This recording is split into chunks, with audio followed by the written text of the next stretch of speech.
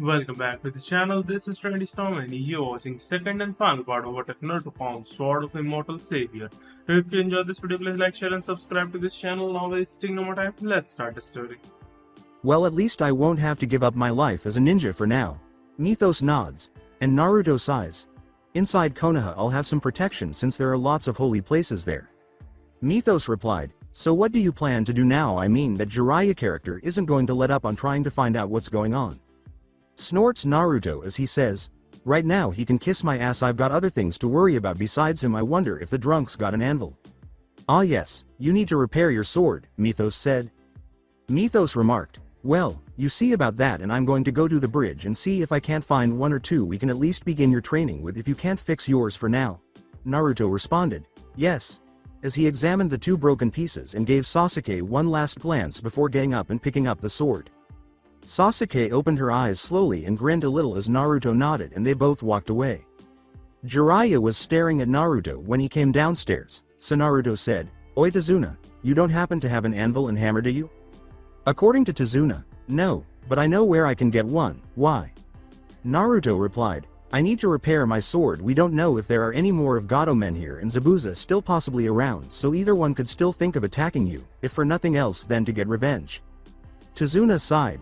You know the abandoned house half a mile up the road, the one we pass on the way to the bridge. A blacksmith lived there until Gato men ran him out of town to keep him from making weapons for us. You should be able to use it to repair your sword, but I don't see why you don't just get one of those Gato men use. Naruto laughed and said, this sword fought in more wars and seen more lifetimes than any of us in this room could dream of. It's a gift from a man who saved my life in more ways than one. Tazuna responded, I see, since I see your other teammate is up, we can all go down to Andrew's house and see what we can find for you to use. I want to see if we can find any clues to see if we can find where he left to anyways. Are all of you alright with that? Kakashi sighed and replied, the bridge isn't finished and Naruto did make a good point about possible revenge on you and your family. My team is tasked with protecting you, so if that is what you need to do to finish our mission, then sure. Tazuna responded, alright, Tsunami, Inari, let's go to Andrew's house to see if we can't find where he went. What do you think, Kurenai? Asuma asked, glancing at Kurenai, who was staring at Naruto. According to Kurenai, I think we should go also. Just to be safe, we can also do some team training to see where our teams are ranked to the others and see where we might need to improve. The exams are coming up soon. Asuma exhaled some smoke and remarked, yeah, that does sound like a good idea. While Mythos went to the bridge, the three teams and the Tazuna family departed to go to Andrew's house. Interesting. This I can work with somehow. Naruto began to look around the back of the house after they arrived. Ignoring it, he scowled and thought, there we go again. Things I know but never learned. This is going to take a while. He then walked over, picked up the shovel from the floor, and used it to remove the ash from the chimney forge. Jiraiya asked Naruto, who was cutting a tree, have you ever done this before, kid? A few minutes after Naruto had cleaned it up, Jiraiya frowned and said, something like that. When Ino turned around and saw Sakura and Sasuke seated together, she crossed her arms and remarked, I still can't believe you're a girl. Snorting, Sasuke remarked, well, the proof's in front of you. As Naruto chopped down the tree, Ino bit her lip and questioned, how come you never told anyone? Sasuke let out a sigh. I couldn't because I didn't know how to prove it. The illusion my family put on me was so powerful it was basically real. I mean, when I went to the bathroom I actually had to pee standing up because the illusion made it that real. Sakura remarked, Sasuke, how does he know what he's doing? I mean, I know Naruto never used a forge before, but he seems to know exactly what he's doing. Ino twitched her nose as she considered that. Mythos, who was sitting on a tree limb behind them, replied, because he does. Connor was from one of the Highland clans of Scotland. They fought with swords and spears and other weapons like that a lot, so they had to use blacksmithing to make their weapons. Connor spent years as a blacksmith. While listening in, Jiraiya remarked, but that doesn't explain how the kid here can do it, and why should we care about this Connor guy? Mythos laughed and said, the two ladies here know the answer to what I am referring to because they've seen it, as does Kakashi. I don't have to answer you, but I will give you a tip. Those with our bloodline have a gift. Our knowledge when we die is not lost. It is passed on. Connor knowledge was passed on to Naruto. I've seen many things before, but I've never seen someone start a fire like that before. Who knew you could start a fire with water? Asuma said, whistling off to the side, grabbing everyone's attention. Naruto, who was adding more firewood to the fire, stated, Only with the right metal properties you could. Some metals have a high explosive property when they come in contact with water. I was actually surprised to notice the bottom of the forge here was actually made of one of those metals. Kiba replied, it doesn't matter if you got some bloodline and got the memories of some dead dude, you're still the dead last. Everyone except for Team 7 was shocked when Naruto looked at Kiba from the side and slammed a whipped cream pie into his face. Sasuke remarked, good one Dobi, you're getting better with those. The person at his side, Mythos, remarked, damn, why couldn't you have been around during my time, kid? That was priceless. Whipping the pie from his face, Kiba sneered at Naruto and glared at everyone, asking, how the hell did you do that? Do what, Kiba? Was asked innocently by Naruto, who was facing away from Kiba and was holding the sword in the fire with a pair of enormous pliers. In Kiba's words, hit me in the face with a pie. Naruto asked, what pie? As he turned around, Kiba pointed down, looked, and exclaimed, what the hell? Where did the pie go? What pie? That pie. Says Kurenai. Genjutsu? Naruto replied, illusion. I can't do genjutsu because they're too simple for me. With a hint of venom in her voice, Kurenai glared and said, simple, what do you mean simple? Kakashi replied, he wasn't trying to insult you, Kurenai. We discovered that the reason Naruto has so much trouble with genjutsu is that they never take full effect on him. For some reason genjutsu seem like pictures to him, like pictures on the wall, and even if they move or seem real to him, they are nothing more than a sign and he just ignores them pretty much. In fact, it was Naruto who was able to finally break the illusion on Sasuke that her family put on her because it was similar to what he just did to Kiba. It's not that he's trying to insult genjutsu, but the only way we could explain it was to say that genjutsu are simple compared to the illusions he can use, and the reason they don't work on him is because they are so simple. Do you see what I'm trying to say? Kurenai sighed and replied, yeah, I don't like it, but I can understand the meaning you're using. Look, Naruto obviously busy and seems to know what he's doing, which is something we all pretty much thought he didn't, so why don't we have some sparring to test our teams? Kiba stated, I want to fight Sasuke. Let's see if she's really as good as she seemed to be in the academy. I'll even show her what a real man is so she doesn't waste her time chasing an idiot like Naruto. Kage Bunshin no Jutsu. Naruto grimaced, clasped his hands together, and said, get to work, oi, Kiba. I haven't had a chance to really use my body since my bloodline activated. How about showing me what you can do first? After all, a mutt like you should be used to taking orders from their masters. 3 other Naruto then joined him. Kiba's eyes widened as he turned to face Sasuke, snarled, and turned to face Naruto, saying, you are so dead, Dobi. Submit, Kiba. I can break your arm, wrist, hand, or back in this position, and if you try to get out you will dislocate your shoulder because you let your anger get the better of you and didn't see an obvious trap before it was too late, Naruto said, putting one hand in front of him and making a come motion. Kiba growled before charging, and Naruto sidestepped, grabbing Kiba's claw hand and sweeping Kiba's right foot out from under him as he pulled Kiba around, where Kiba was lying face first on the ground. With a growl, Kiba uttered, Akamaru. Now, when Tora, the Fire Lord's cat, materialized in gold and hissed at Akamaru, he stopped charging. It's just an illusion, Akamaru, it's not real, Kiba remarked upon seeing this. Tora hissed and scratched Akamaru across his nose, causing it to bleed a little. Naruto then said, Kage Bunshin no Jutsu is basically an illusion also, Kiba, and yet they're over there working on my sword for me while I am holding you like this. If they kill someone it doesn't make the person any less dead, just like my illusion of Tora. Their cut Akamaru nose doesn't make the cut any less real. Now submit, Kiba. Kiba made another attempt, snarled, and declared, fine, you win. Kiba stood up and rubbed his wrist after Naruto released his hold, asking, where did you learn to do that? It was Naruto who said, your sister Hana. Why would Hana teach you that? Kiba blinked. She didn't exactly teach it to me. She used it on me once to make me submit like I did you. I just learned real quick what could and couldn't be done after I dislocated my shoulder trying to get up, said Naruto, who had dispelled his Kage Bunshin and was advancing the sword into the fire better. But why would she do that? I mean, as far as I know, the two of you never met, Kiba scowled.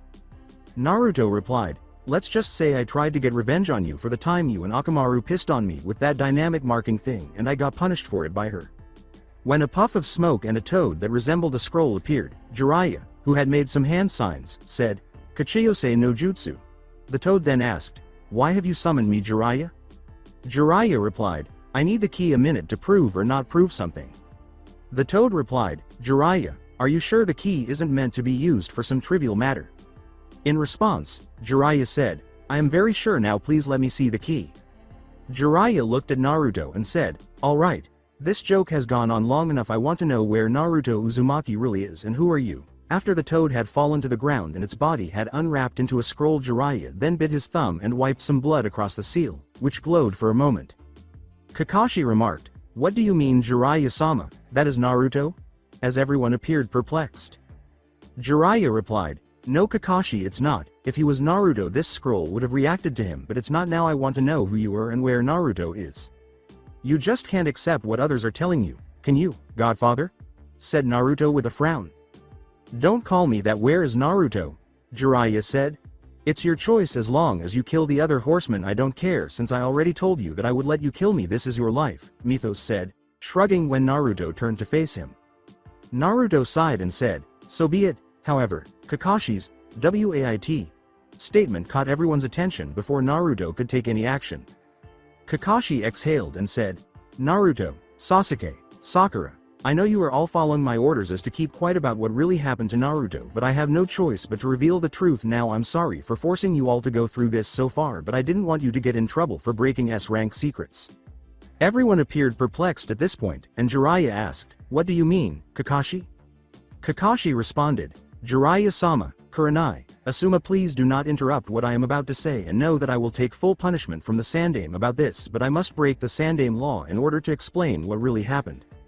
Glancing down at Naruto, Jiraiya scowled and remarked, "Very well Kakashi, but I want to know the entire truth." Kakashi nods as he says, "First I need to ask a few questions to all the genins. I don't know if you know anything about sealing, so I will ask a few questions first. If I took say Kiba and sealed him in this scroll, does that make this scroll Kiba?" With a laugh, Ino remarked, "No, that's stupid." Kakashi responded, "Correct. When you seal something and something else they still remain two different things. Now let's say I sealed something like Kyuubi. What if I sealed the Kyuubi no Kitsune into this scroll? Would this scroll become the Kyuubi?" "No," Kiba replied. Kakashi responded, "What if I sealed the Kyuubi inside your animal companion Kiba? Would that make him the Kyuubi?" Says Kiba. "Hell no, are you all in agreement?" Kakashi asked. "Naruto, would you please show everyone what happened the day you were born?" Kakashi asked as everyone nodded. Naruto nods as their surroundings shift. Jiraiya gasped when he saw Kushina and Minato, and they watched as they emerged in a hospital room. They saw Kushina die and Minato, who had sealed the Kyuubi, take Naruto. They saw the Sandaime announce to the village that the Kyuubi had been sealed, that the people were demanding Naruto's death, and that the Sandaime had passed his law. A younger Sandaime and Jiraiya soon made their appearance in the Hokage Tower, and while rocking a baby Naruto, the Sandaime said, "Please reconsider Jiraiya. I fear what the people will do to him since they are already calling for his death." Jiraiya responded, "Sensei, I know he's Minato's son and I'm his godfather since I named him, but I can't do my research while taking care of a kid, and he'll have a better, more stable life here. The people will calm down and respect Minato wish after they had a little time to mourn for the lives of everyone who died in the Kyuubi attack." Sarutobi responded, "I hope you're right Jiraiya, but what of his inheritance?" Jiraiya continued, "I've sold the house and land his parents had and liquidated all his family possessions except for a few items. I'll invest his money and send money back to take care of him, and when the time comes I'll come back and teach him his father's jutsu." Weighing, Sarutobi remarked, "Very well, Jiraiya, but I still think he should go with you." Jiraiya replied, "I'm sure someone will adopt him before long. I need to get out of here, Sensei. I got to go check with my contacts and make sure none of the other villages are planning to attack while we're weakened, and my editor is expecting the next release of my book soon and I can't disappoint my readers." In a perverted laugh, Sarutobi remarked, "No, I suppose not. Good luck Jiraiya, and I'll try and look after the boy." Jiraiya looks at Sarutobi and departs. "Damn you Jiraiya. This is why I favored Orochimaru over you and Tsunade. You never would own up to your responsibilities, and Tsunade was spoiled because she's the Shodem granddaughter. I just hope you're right and the people do change, but I doubt it." Everyone was staring at Jiraiya, who was looking shocked at this point. When they returned to the clearing, Kiba remarked, "You have the Kyuubi sealed inside you." Kakashi replied, "No, not anymore Naruto. Please show them what happened the day you disappeared and then show them the ritual but not the explanation behind it." They watched as Naruto reprimanded Inari, claiming that he was essentially immortal, and then went into the woods before entering the town and being ambushed by Gato men. Naruto nodded. Then the scene shifted, and they saw him create his new body, and all the women blushed when he was given a enhancement. They saw him perform the ritual with Connor, and then they saw Kyuubi take over his old body, which Naruto eventually killed. Everyone was too shocked to react as they looked around and saw that they were once again behind the house. Naruto then sat on a stump and sharpened the restored sword with a witch-rock, saying, "Welcome back." Asuma inquired, "What was that?" Naruto stated, "Some of my memories, just enough to answer most of the questions most of you wanted to know, and it was all true," with an air of boredom. Kurenai inquired, "How long were we in that illusion? I mean the sword is restored." According to Mythos, about 4 hours. Gazing at Naruto, Jiraiya scowled and uttered, "All right, I think you're Naruto Uzumaki." Kakashi said, "Now does everyone understand the man you all saw was Connor? He found Naruto nearly dead from his injuries he received from Gato and his men and saw that Naruto didn't have long, so he used a jutsu similar to the Yamanaka and entered Naruto's mind, where he offered him a chance to live by performing the ritual you all saw. He took the image Naruto created for his body and performed a kinjutsu to transfer Naruto's soul to the new body. It took Naruto a while to be able to learn to use his new body like an infant who is learning to crawl and then walk. It was during this time that our team discovered them, and Connor performed one last kinjutsu at the cost of his life and gave Naruto his bloodline, which is why he is still alive after he should have died from the attack on the bridge. We don't know the full extent of the bloodline he now has, but we do know that the people who have this bloodline have a private war going on with each other. There was 100 members of this bloodline still alive, including Naruto, but the numbers are going down until there is only one left. That person will become the new clan head for the bloodline, and a few other things what I don't know." Laughter was heard as Mythos replied, "Oh, I can tell you that. The prize, as we call it, is the combined knowledge of over 100,000 lifetimes of human history and experience. You all saw proof of that as the kid here was able to restore his sword even though he's never even seen a forge himself before, much less know how to use one. There was 100 of us. Naruto killed one, so there are 99 left of us including him, and we are hunting each other, slowly moving toward a spot that our bloodlines will draw us to for a gathering where the few that remains will fight to the death until there is only one left. I know some of you might be thinking that I am after the kid's head, but I'm not. I already offered him mine instead in exchange for him killing my 3 students. When they come for him, once they are dead, I can die in peace. I don't want the prize." According to Kiba, "And why not?" Mythos replied, "Kid, imagine a man with the knowledge of a god. That many lifetimes of knowledge would be enough to make any man appear to be a god. He could either become the savior of the world or its destroyer. I would fall into the category of its destroyer because I've done so many terrible things that I don't feel anything anymore. I could kill all of you and rape every one of the women here and not give a fuck about it because I don't care, and I would do it also because I can, and I simply do not care. Life is meaningless to me. The only thing I care for now is fixing a single mistake, and that is by destroying that which I created, which is my 3 students who see the world the same as I do. That is why I have agreed to teach the kid here how to kill them, and once he does I will go to my hands and knees and let him kill me. Now imagine if I were to win the prize, what do you think I would do?" As everyone went pale, Jiraiya looked at Naruto and asked, "Could it be? You're saying that whoever wins this prize will either save the world or destroy it?" Mythos replied, "Yes. Knowledge is power." The smoker here commented about how he never knew a person could start a fire with water, and the kid explained how he did that. That was only a small fraction of the knowledge that is in the prize. With each of us that we kill, we get smarter, stronger, and more dangerous. Kurenai inquired, "How is this prize created? Why are you all trying to kill your family?" Mythos chuckled and continued, Family, you would be lucky if you found any 4 of us who were actually related. We don't know how we originally were chosen like the kid here. The first time we died is when our bloodline activated, and we were blessed or cursed with it ever since, depending on how you look at it. At one time there was around probably 200,000 of us in the world hunting each other. All we know is there are rules to this game. We can't kill on holy ground. Each battle is 1 versus 1, and the only way for us to die is to take our heads. As for how the knowledge came to be, in books and text you may hear legends of 4 horsemen. I am the one who rides on the pale horse. Death, but that would mean, Jiraiya said, looking at Mythos with a hint of fear, as he went pale. "You're smarter than I gave you credit for," Mythos remarked. Jiraiya glanced at Naruto and then at Kakashi, Sasuke, and Sakura before saying, "You knew this, you all knew this." Naruto replied, "Do you know the fate of a Jinchuriki? What happens to them?" "I do. They age and age and age as their bodies keep regenerating, slowly healing until either one of 2 fates happen to them.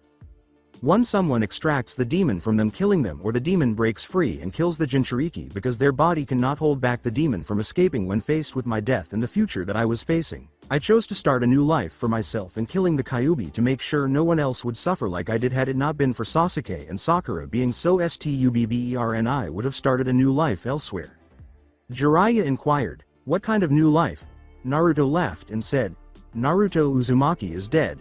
I am Naruto Namikaze, son of Minato Namikaze and Kushina Uzumaki. Naruto Uzumaki was an orphan who was randomly chosen by the Yondaime to seal the Kyuubi into and was given my mother's maiden name. I hated him just like most of the village does, and so I waited until he left the Sandaime protection in the village and killed him because I see him as the Kyuubi and blame him for my parents' deaths. I am not now, nor have I ever been a Konoha ninja, and since you so kindly stated you have my family finances and jutsu, I request you hand them over to me immediately, or I will have to speak with the council, who will love me for killing the demon child and want to kiss my ass because of who my father was. I have been in the care of someone my parents trusted, since they couldn't trust you, knowing that you would spend your time writing your perverted books and peeking on women instead of taking care of me. Now I request what is rightfully mine. Jiraiya scowled as everyone appeared momentarily perplexed before realizing what Naruto was talking about, at which point Jiraiya responded, "No." Naruto replied, "Then I demanded, I don't want you in my life because you abandon me. Those who don't follow the rules are trash, but those who abandon their comrades are worse than trash. You walked out of my life when I was but a day old, and the only reason you are here now is because you were ordered to. My life was hell, and now that I finally have a chance at happiness you show up and want to take it from me. Now give me what my parents left me." According to Jiraiya, or what, Naruto turned his sword to face Jiraiya. He said, "Or I will kill you. I don't care if I become a criminal. I don't care if people will be coming after me to kill me. I'm used to it. You think I won't do it because I'm bluffing? You don't know shit about me. A person can only take so much before they snap, and you've already attacked me since you arrived here in Wave. You think because you're a Sannin that I'm scared of you. I faced death itself when I was but a few hours old and the most powerful demon ever. Just give me what I have left from my parents and let me go on with my life, and you can go back to writing your books, peeping on women, or doing whatever the hell you have been doing the last 15 years. You're nothing to me. You think you can defeat me, kid, because you got a sword and a new body," Jiraiya snorted. After he made a cloak appear on him and secured the sword on the inside, Naruto got to his feet and declared, "I don't need my sword to defeat you." As Jiraiya put it, "Then show me what you got, kid." When chakra started to cover his body, Naruto said, "Very well." Then, before anyone could blink, he was gone in a yellow flash, and there was a scream of pain and the sound of bones breaking as Jiraiya crashed into the tree behind him. Naruto fell to the ground, both of his arms broken in several places. As Jiraiya collapsed to the ground, his eyes wide, he coughed up blood. Naruto scowled at him and gritted his teeth, asking, "Are you ready to give them to me?" Jiraiya collapsed face down on the ground beside the tree he had crashed into, coughing up more blood. As the sounds of bones moving themselves could be heard, Naruto snarled and uttered the words, "Damn it." Sasuke remarked, "Dobi, how did you do that? I thought you couldn't stop when you used that jutsu," as everyone gasped in surprise.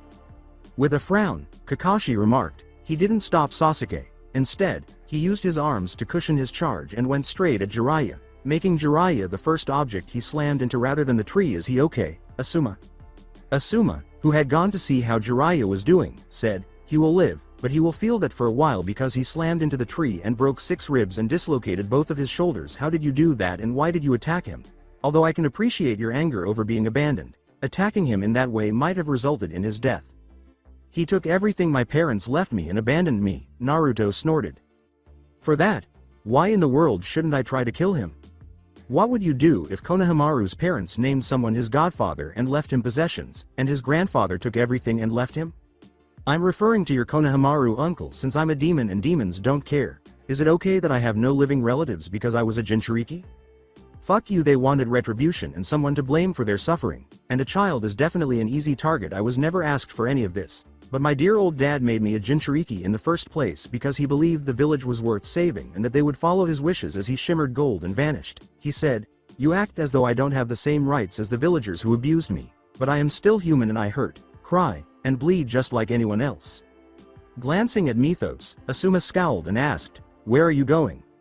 As he began to leave, Mythos declared, "I don't need or care about any of you or your village. All I'm here to do is teach Maelstrom what he needs to know to murder the 3 other horsemen I made in the first place. I will smile as I let him kill me once they're dead. I've done everything you can think of, both the greatest good and the greatest evil. Please pardon me, but now that Maelstrom has his sword back, I can start training him," he said as he started to leave. Ino questioned, "Where are you going, Sasuke?" as Sasuke turned and began to follow him. "The old fart on the ground got off easy, in my opinion, and should have his balls cut off," snorted Sasuke. You may all be oblivious to the pain he endured, and while he did depict some of the events, such as the villagers' cries for his execution, he did not depict the worst. Remember how often he would show up at school with blood on his clothes or appear to be in pain while attempting to conceal his injuries during our time in the academy? Our village, the people we are supposed to protect and save, did that to him. If the Kyuubi had attacked on any other day, the Yondaime could have selected any of us to seal it in, but he was a man of honor and couldn't ask others to make the sacrifice that he couldn't. A scroll does not automatically become the object you sealed it into just because you do so. Those of you who were afraid of Naruto when you first heard about it can get over your fear. Those of you who are afraid of him because of his abilities are foolish because it's essentially a new bloodline. The Kyuubi is now dead. He is unique, just like each of us, and if you fear or hate him because of that, you ought to have been the one subjected to the torments of our village. Please pardon me, but I need to go comfort someone I care about. She smirked as she turned to leave, Ino and Kurenai going pale as everyone stared at them in disbelief. I'm surprised that you both are still here and not doing the same thing I am since you both thought he was good enough to fuck him, she said. After Choji dropped his bag of chips, Shikamaru shook his head and uttered the words, troublesome. Sensei, you had sex with him, Kiba said. That's unbelievable. Sakura laughed and ran after Sasuke, saying, funny thing is Kiba, he was with Amy from our class as well as Hana, your sister. With wide eyes, Kiba yelled, he fucked my sister. Asuma said, it's not true, is it Kurenai? After Shino's glasses fell off his nose. It's true Asuma, she and Enko both did on his last birthday in the hot springs, Kakashi said as Kurenai began to open her mouth. You and Naruto are both so dead, Kurenai remarked. Damn it, I was intoxicated and had no idea what I was doing. So let me get this straight, Naruto Uzumaki Namikaze had sex with Enko, Hana, Kurenai, Ino, and a girl named Amy, Asuma said, shaking his head. Why in the world would any of you want to be with him? I mean, what could he offer you? He said in a tone of skepticism, glancing at Kurenai and asking, are you stupid? Yes Asuma, Naruto has been with all of us plus more, and you want to know what's so great about him? I'll tell you, he was the best fuck I ever had and there was 3 of us and only one of him and he pleased all 3 of us better than you could ever please me, Kurenai said with a scowl as she turned to leave Asuma, who went pale at the thought. Asuma gave him a glare when Choji said, burn sensei. So do you agree with her statement Tsunami, the kid that good? Tazuna asked after Tsunami shook her head in agreement. As Tsunami flushed, Inari exclaimed, Mom, you had sex with him. Dude, is there a girl he hasn't dated yet? Kiba asked. He's probably also fucked Sakura and Sasuke. No, but they both want to, Kakashi said. Where are you going, Ino? Ino replied, I'm getting the hell out of here and going with the other woman to see if we should just kill Naruto and bury the body to get revenge or come back and kill you all to keep our dignity, as she began to walk away. As she started to leave, Tsunami noticed that everyone was staring at her and said, I think I'll go also. Following her departure, there was a perverted giggle, and everyone turned to watch Jiraiya, who shocked everyone by rising completely unharmed. Kiba then remarked, how, Naruto floored you and broke your ribs and shoulders. I'm not a Sannin for nothing kid, Jiraiya remarked. I've learned how to make my bones and skin stronger so they're practically unbreakable, and I've also figured out how to make it seem like I'm hurt more than I actually am. It's not the first time the Uchiha and the child have learned to do that, even though it took us years to become as proficient as he is. Tsunade and I both know how to perform them. Why didn't you tell me that he was acquainted with Hiraishi and Kakashi? Because he only figured out half of it, Kakashi stated. Do you see why I didn't want them to give me the full story? He knows how to move, but he doesn't know how to stop. Even though Naruto had a difficult life, everyone now views him as a freak or something because of what happened to him. Jiraiya scowled at Kakashi and uttered, yes, I understand everything. Shikamaru said, difficult. I would like to know what we will do next if we ever discuss what was revealed. The troublesome woman will probably ruin our lives, and the Kyuubi issue is also problematic. It would make sense to just tell the partial truth, Shino stated after Naruto was hurt during his capture. Another prisoner used a prohibited jutsu to save his life, killing the Kyuubi and giving him the person's bloodline because the jutsu required the man's blood to function. I could tell the Sandaime that part, and it's a good cover story, Jiraiya remarked, but what about your clans? The majority of you appear to be from Konoha's major clans. Difficulty, I dislike being misled, which our clans and the adults did, Shikamaru remarked. Sasuke was correct. We were all duped into ignoring the sacrifice that Naruto and the Yondaime made for us, and any one of us could have been selected. Sasuke, who was sitting on a tree limb watching Mythos and Naruto fight, thought, you're letting your anger get the better of you, Dobi. Ouch. I don't care if you can heal from that, getting stabbed in the stomach has got to hurt, while the guys were arguing over what to do. After scaling the tree and taking a seat, Sakura inquired, "What's happening?" "He's letting his anger get the better of him," Sasuke said. "I think that Mythos guy knows this, which is why he's doing that," she said, pointing to Naruto, who now had a sword protruding from his shoulder. "He was better than this when he fought Kyuubi." "Why the hell did you do that?" Kurenai asked, glaring at Sasuke as she landed on the same tree branch he was sitting on. "Neither the person he has been with nor the person I have been with is important to anyone," Sasuke remarked, "because you wanted to preserve your reputation and didn't do shit back there when everyone was acting foolishly. Even though you only had a one-night stand with him, I still love him and will do whatever it takes to improve his life, even if it means damaging yours and everyone else's reputations." Naruto is a very honorable and noble person who does his best to keep everyone safe and protected and to make others happy. Despite his occasional foolishness and lack of understanding, he has made sacrifice after sacrifice, and all he has received are looks of fear and rage from those who are unwilling to support him and let him know he is not alone.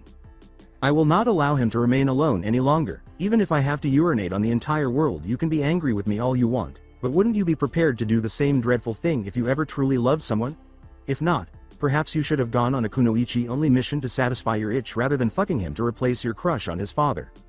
Slap Kurenai's voice was venomous as she said, "I admit that I was wrong about not saying or doing anything back there, and I would do the same thing if I were in your shoes and loved him, but don't you ever cheapen what did happen between us like one of those fucking missions." Sasuke's face was red, and her eyes were wide. "You are unaware that my mother's participation in one of those missions is the sole reason I was ever born. I detest them more than anything else in the world because my mother ultimately had to murder my father in order to fulfill her mission. Being with him and doing it with him are two things I have never regretted, even though I regret being intoxicated. I meant it when I said he was better than any guy the first had ever dated because, for the first time, he was kinder, gentler, and more concerned with making me feel good than he was with getting his rocks off. Since I am 23 and he is 15, I also felt guilty about the fact that I believe he should be with someone his own age. However, since he is immortal, I don't have to feel bad about that, do I? Yes, I did figure out what wasn't being said, so I might decide to make him my boyfriend since I essentially told my previous boyfriend to get lost and insulted him in the worst way a woman can insult a man. What are your thoughts on that, Missy?" With a scowl, Sasuke declared, "I won't lose him to you." "Is that what it looked like when you and I chased after Sasuke forehead?" Ino asked as they both glared at them. "Yes, by the way, I am glad to hear you both talk about Naruto Uzumaki so greatly, but something you both are forgetting," said Naruto, who ducked under a slash and thrust his sword forward. "I'm Naruto Namikaze, not Naruto Uzumaki. Aside from my memories, everything that made me Uzumaki has either been altered or removed." Sasuke replied, "You may look different but you're still the same person I fell in love with." After kicking Mythos out, Naruto remarked, "Oh, and how do you know that? Even I am no longer sure of who I am." He looked thoughtfully and said, "I just don't know who or what I am anymore." "Kid, you're starting to understand why I spent 1,000 years raping and killing my way around the world," Mythos said with a laugh. "I was a slave when I first became immortal, and I was dragged across the desert while tied to a horse because I failed to get the princess a glass of water quickly enough. It took me 3 months to return to my hometown after repeatedly dying in the desert, and you know what I did first? I sneaked into the palace and injected drugs into the supper she and her family were eating. The bitch insulted me by saying she was too good for me to even touch and that I could never get away with anything I did to them after I had them all bound up when they woke up. I made her watch as I forced it open and poured glass after glass down her brothers, mothers, and father's throats. The funny thing about the whole situation is that after all 5 of them drowned in front of her, I took her in every manner I could, making her plea for help. Then I cut out her heart, cooked it, and fed it to her cat before burning the cat alive. And the bitch became immortal as the bitch and I traveled from nation to nation murdering one another. It took me 1,000 years to figure out the game's rules. She entered my life after I left and started a new one, killed me once more, and then killed everyone I cared about. I found her and did the same for her after she went off and started a new life. We had a war between us that could be called insane, and it kept happening all over the world." Everyone, including Tsunami, was staring at Mythos with nausea as he laughed, and Naruto questioned, "What happened?" Mythos laughed lightly and said, "We got married after everything we put each other through. The worst punishment either of us could do to the other was force each other to see the other's face every day of our cursed lives. For 400 years we were married and believe it or not, we forgave each other. Then I caught her screwing a Persian prince. After everything that we went through she left me just like that. I was devastated, so I left as well. I then found someone who explained the rules of the game to me.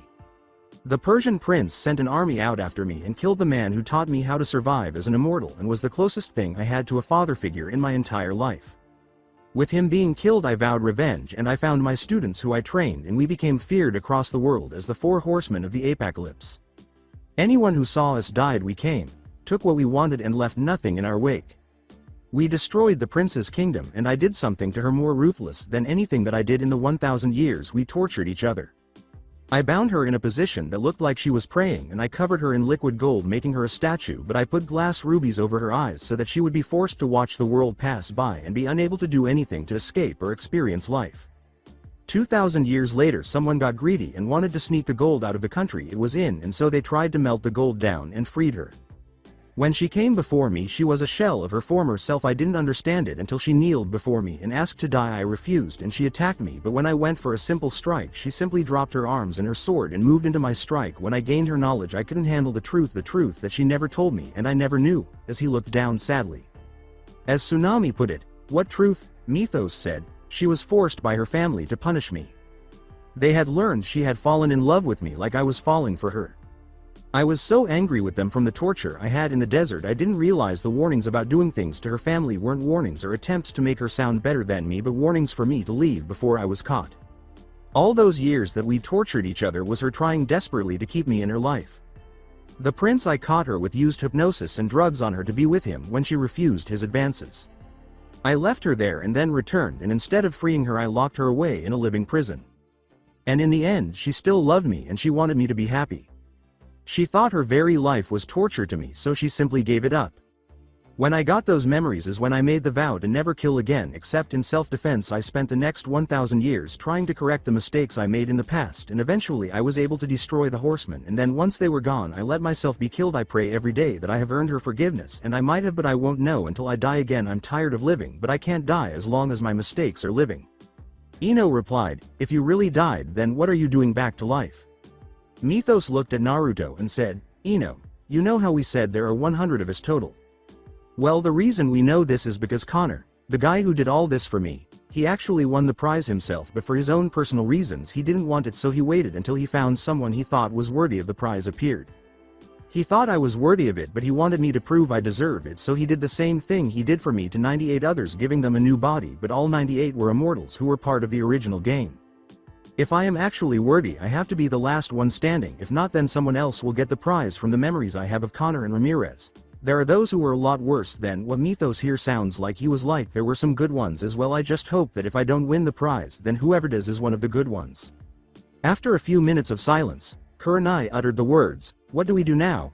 I feel completely lost. Naruto said, welcome to my world. The best thing I think we all can do is just live our lives and act like you don't know anything you have heard about. You ladies were fighting over me, well, I am not any of yours. I'm glad you don't regret being with me that first time, and I did enjoy it, Kurenai, and I'm sorry that I am not the guy you thought I was, Ino, and I know you love me. Sasuke and Sakura is completely confused about what she thinks or cares at this point, so I think you all need to let this go until we get back to Konoha.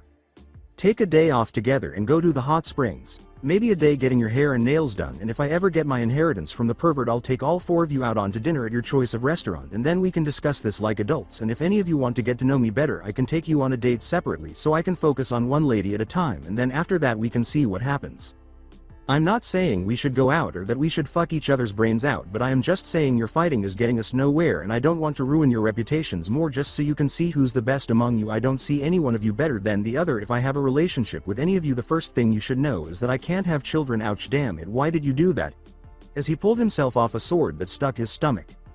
Mythos replied, because you turned your back on me. Never turn your back on a potential enemy. Mythos nodded, and Naruto turned to say, now if you think you can have a future with me then you need to understand that I can't give you a family, which is something each of you deserve.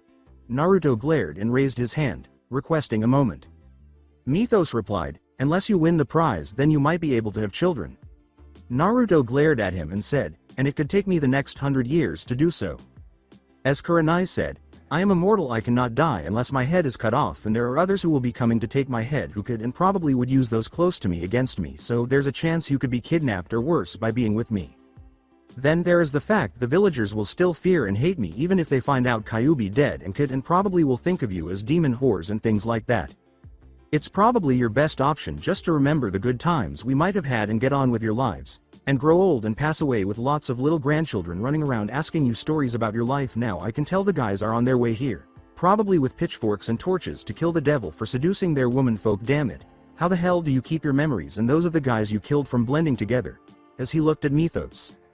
Mythos continued, and that explains why some of us are batshit crazy. Wait until you lived several hundred years, then you will laugh about it. After glaring at him for a few seconds, Naruto saw the guys entering the clearing and exclaimed, how the hell did you recover so quickly? You think you're the only one who knows illusions, kids, Jiraiya said with a sly smile. Naruto replied, of course not, I taught the Sandame grandson, Konohamaru, the sexy no jutsu, and it's an illusion, so I know others can use them, it's just a matter of training to do so. Jiraiya replied, well, we were discussing it and we think we have come up with a way to explain what happened to you without revealing too much, and all it will take is for you to tell us the stories about your sexual adventures. As he approached them with his sword drawn and prepared to kill them, Naruto uttered the words, that's it, you're all going to die. With an uncertain expression, Tsunami said, before you kill them all I have a question, you said you can't have children, right? To which Naruto replied, yeah, so you don't have to worry. Tsunami responded, but if you can't have children and I haven't been with anyone in over a year, how am I pregnant? The clearing fell silent as everyone stared at her in disbelief, and Kurenai questioned, what do you mean you're pregnant? After removing a leaf that appeared to be both red and violet from her pocket, Tsunami remarked, this is gladius. According to Naruto, looks like shrub herbs. Mythos replied, it is, but it's also called Venus herb. It's a herb that was used for nearly 6,000 years to detect pregnancy. A woman puts it on her tongue and lets their mouths fill will spit. If the woman is pregnant, the herb will dye the woman's tongue purple, but if they're not, the herb won't do anything. As she put it in her mouth, Tsunami said, yeah, we don't have very many doctors coming here to wave, so we use this to detect pregnancy, and well, watch. 2 minutes later, she opened her mouth, shocking everyone by showing her purple tongue. Looking at Mythos, Naruto said in a doubtful tone, but how none of us are supposed to be able to have kids? Mythos widened his eyes as he said, you sneaky little bastard Connor, if you were still alive I would kill you. Think about it, kid, he had the prize and you took his head, so that means. Naruto sighed and said, he's purposely set me up with the others. Having a family is something all the others wanted at one point or another, so by making it where anyone who kills me can have kids means. Mythos replied, means that they will come for you quicker once they find out. So what are you going to do, and why does she look like she just won the lottery? He was staring at Sasuke. After glancing at Sasuke, Naruto uttered the words, well, I'm fucked. According to Sasuke, not yet, but you will be. Naruto moaned and turned to face Jiraiya, who was writing and laughing a building with the door open and a sign that read Blue Oyster Club appeared behind him. Jiraiya screamed as he was slammed into the door, which swiftly closed, and Naruto vanished in a yellow flash. When Mythos saw the sign, he erupted in laughter and exclaimed, oh, God, you are evil, you just sent him into a gay bar. Naruto replied, oh, it's worse than that, it's village people night and all the guys in there are topless wearing only tight shorts or buckskin. With most of his clothes gone and hickeys all over his body, Jiraiya flew out the door, turning and slamming it shut as screams erupted from inside the structure. Now do you want to explain what you guys came up with, or do I send you and all the other guys here back into that building and make sure there are no doors or windows? Naruto asked as he slumped to the ground as the building vanished. The entire group sighed and Kiba said, we came up with the idea for you to start your own clan. We heard from Kakashi you couldn't have kids, so we worked out a way to start a clan where you could adopt. Jiraiya-sama said the illusions you were using is so far advanced compared to others that you could make them like you family jutsu that will work for you clan, and you could teach orphans and have as many wives as you wanted. Sasuke looked up and replied, I like that idea, especially since he can have kids, but what about the rest of the stuff? You know, Kyuubi, and him not dying. Shino continued, clan secrets. Each of us are upset with the village and our clans for lying to us and tricking us into disrespecting Naruto and his father's sacrifice. We each have pledged our clan support to Naruto since we failed to be his friends before, but we would like to make it up now. Gazing up at the sky, Naruto uttered the words, someone kill me. Mythos stabbed him in the heart with a shrug. Naruto was revived after a few minutes, and he glared at Mythos, who responded, what, you asked? Naruto replied, fuck off Mythos, so let me get this straight, you all want to be my friends now, why? Choji stated, there are no bad people who enjoy Ichiruka ramen. We may not have been the best of friends growing up, but Kiba, Shika, and I did hang out and pull pranks a few times. If you want, then we would like to make up from before. After scowling and glancing at the three, Shino remarked, also Naruto, You used to be like me and my clan as people fear us for what we had in our bodies. And what about the fact you all know about some of my encounters? Naruto asked, massaging his temples. With a sly smile, Kiba asked, did my sister bite you? Sighing, Naruto asked, she bit me a lot of times, why? Kiba replied, no, I mean did she bite you on the neck? Naruto replied, yeah, hurt like hell, had to bite her on the neck to get her to let go since I was tied to her bed, why? Kiba grinned broadly and said, you're my brother-in-law. While Naruto blinked, Sasuke let out a WHAT. Kiba continued, when my sister bit him on the neck it's considered a mating mark, which is basically asking if you will be her mate. My clan doesn't actually marry. We get mates. When Naruto bit her back that made her his mate, meaning in the eyes of my clan they're husband and wife, and since Naruto is starting his own clan that means my sister is no longer the next heir to our clan and I am Hell Ya. As he raised his fist in the air. Looking at Tsunami, Naruto said, great, I'm married and going to be a father. He said the last part in shock. What do? I mean I've never been a father before, hell I never even had a father, really I don't know what to expect, Naruto said quietly as he looked down his shoulder. What do you want to do? Tsunami inquired. Naruto replied, I don't know, I always wanted a family but those who are going to come after me might try to kidnap you or Inari or the baby, what do I do? Gazing at Naruto, Jiraiya scowled and remarked, you could always cancel the pregnancy. Naruto began to scream. No number, it was my choice to be with Tsunami and the baby is my responsibility and I won't let my child grow up without me in his or her life. I'll figure something out. Sasuke replied, Dobi, the others don't know you can have kids yet, right? According to Naruto, yeah, it's like an unofficial rule. Sasuke replied, Tsunami, I know Wave is your home but would you be willing to move? Tsunami inquired, where? Sasuke responded, look, if everyone here is willing to keep silent about most of the stuff that happened here, I am rich enough I can support however big Naruto wants his family to be. He marries me as well and we can simply rename the Uchiha compound the Namikaze compound, and since there are many houses there, if you don't mind pretending Naruto not the father until his enemies are dead, you could live there and I could say that I hired you as a maid or something like that. You could marry him also, but we will keep all the marriages a secret between us and our clans. The council and the Hokage has no say in clan affairs. Naruto replied, now hold on Sasuke, while this idea sounds like a good idea, how are we going to pull it off? I mean I won't ignore Tsunami, Inari or the baby to be with you or Hana. I never agreed to be with you in the first place and there's no way for us to know if Hana actually was considering what happened to mating. She was in heat. Also, what about the clans and the villagers? Dobi, Sasuke said, do you trust me? With a blink, Naruto questioned, what do you mean? Do you trust me with your life?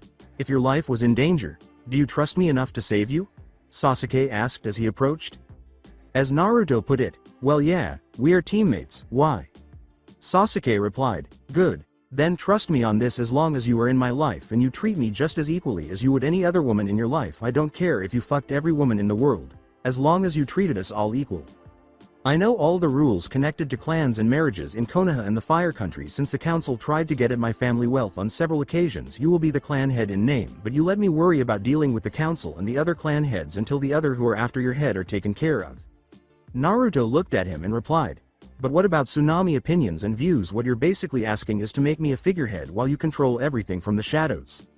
Sasuke replied, if you want we can make it where all clan decisions have to be voted on by your wives and I will act according to the clan's wishes. With his eyes closed, Naruto questioned, do all the clans have council duties? Kakashi replied, no, in fact there are actually 27 clans in Konoha and only 11 are on the council. Most just deal with their own clan problems and their duties. As ninja of the village I'm technically a clan head even though I am the only member of my clan. Shikamaru responded, troublesome. Sasuke, while your plan does seem like it would work, there are things you haven't considered yet. The best bet is this: Naruto can't legally marry until he is a chunin or 16. The danger to any family he has from those who hate the Kyuubi to those who are after him because of what happened here or his family enemies when his name is released is too great for it to work. What I think you should do is sell Naruto a piece of land and a few buildings in the Uchiha district, hire Tsunami and her family if they agree as caretakers of those buildings while he is gone on missions to Zuna as a contractor. He can get work with the building. Kamizen Inari could join the academy to be a ninja if they agreed. And once you have the child your hands will be pretty much full with taking care of it as well as Inari. What skills do you have if I may ask?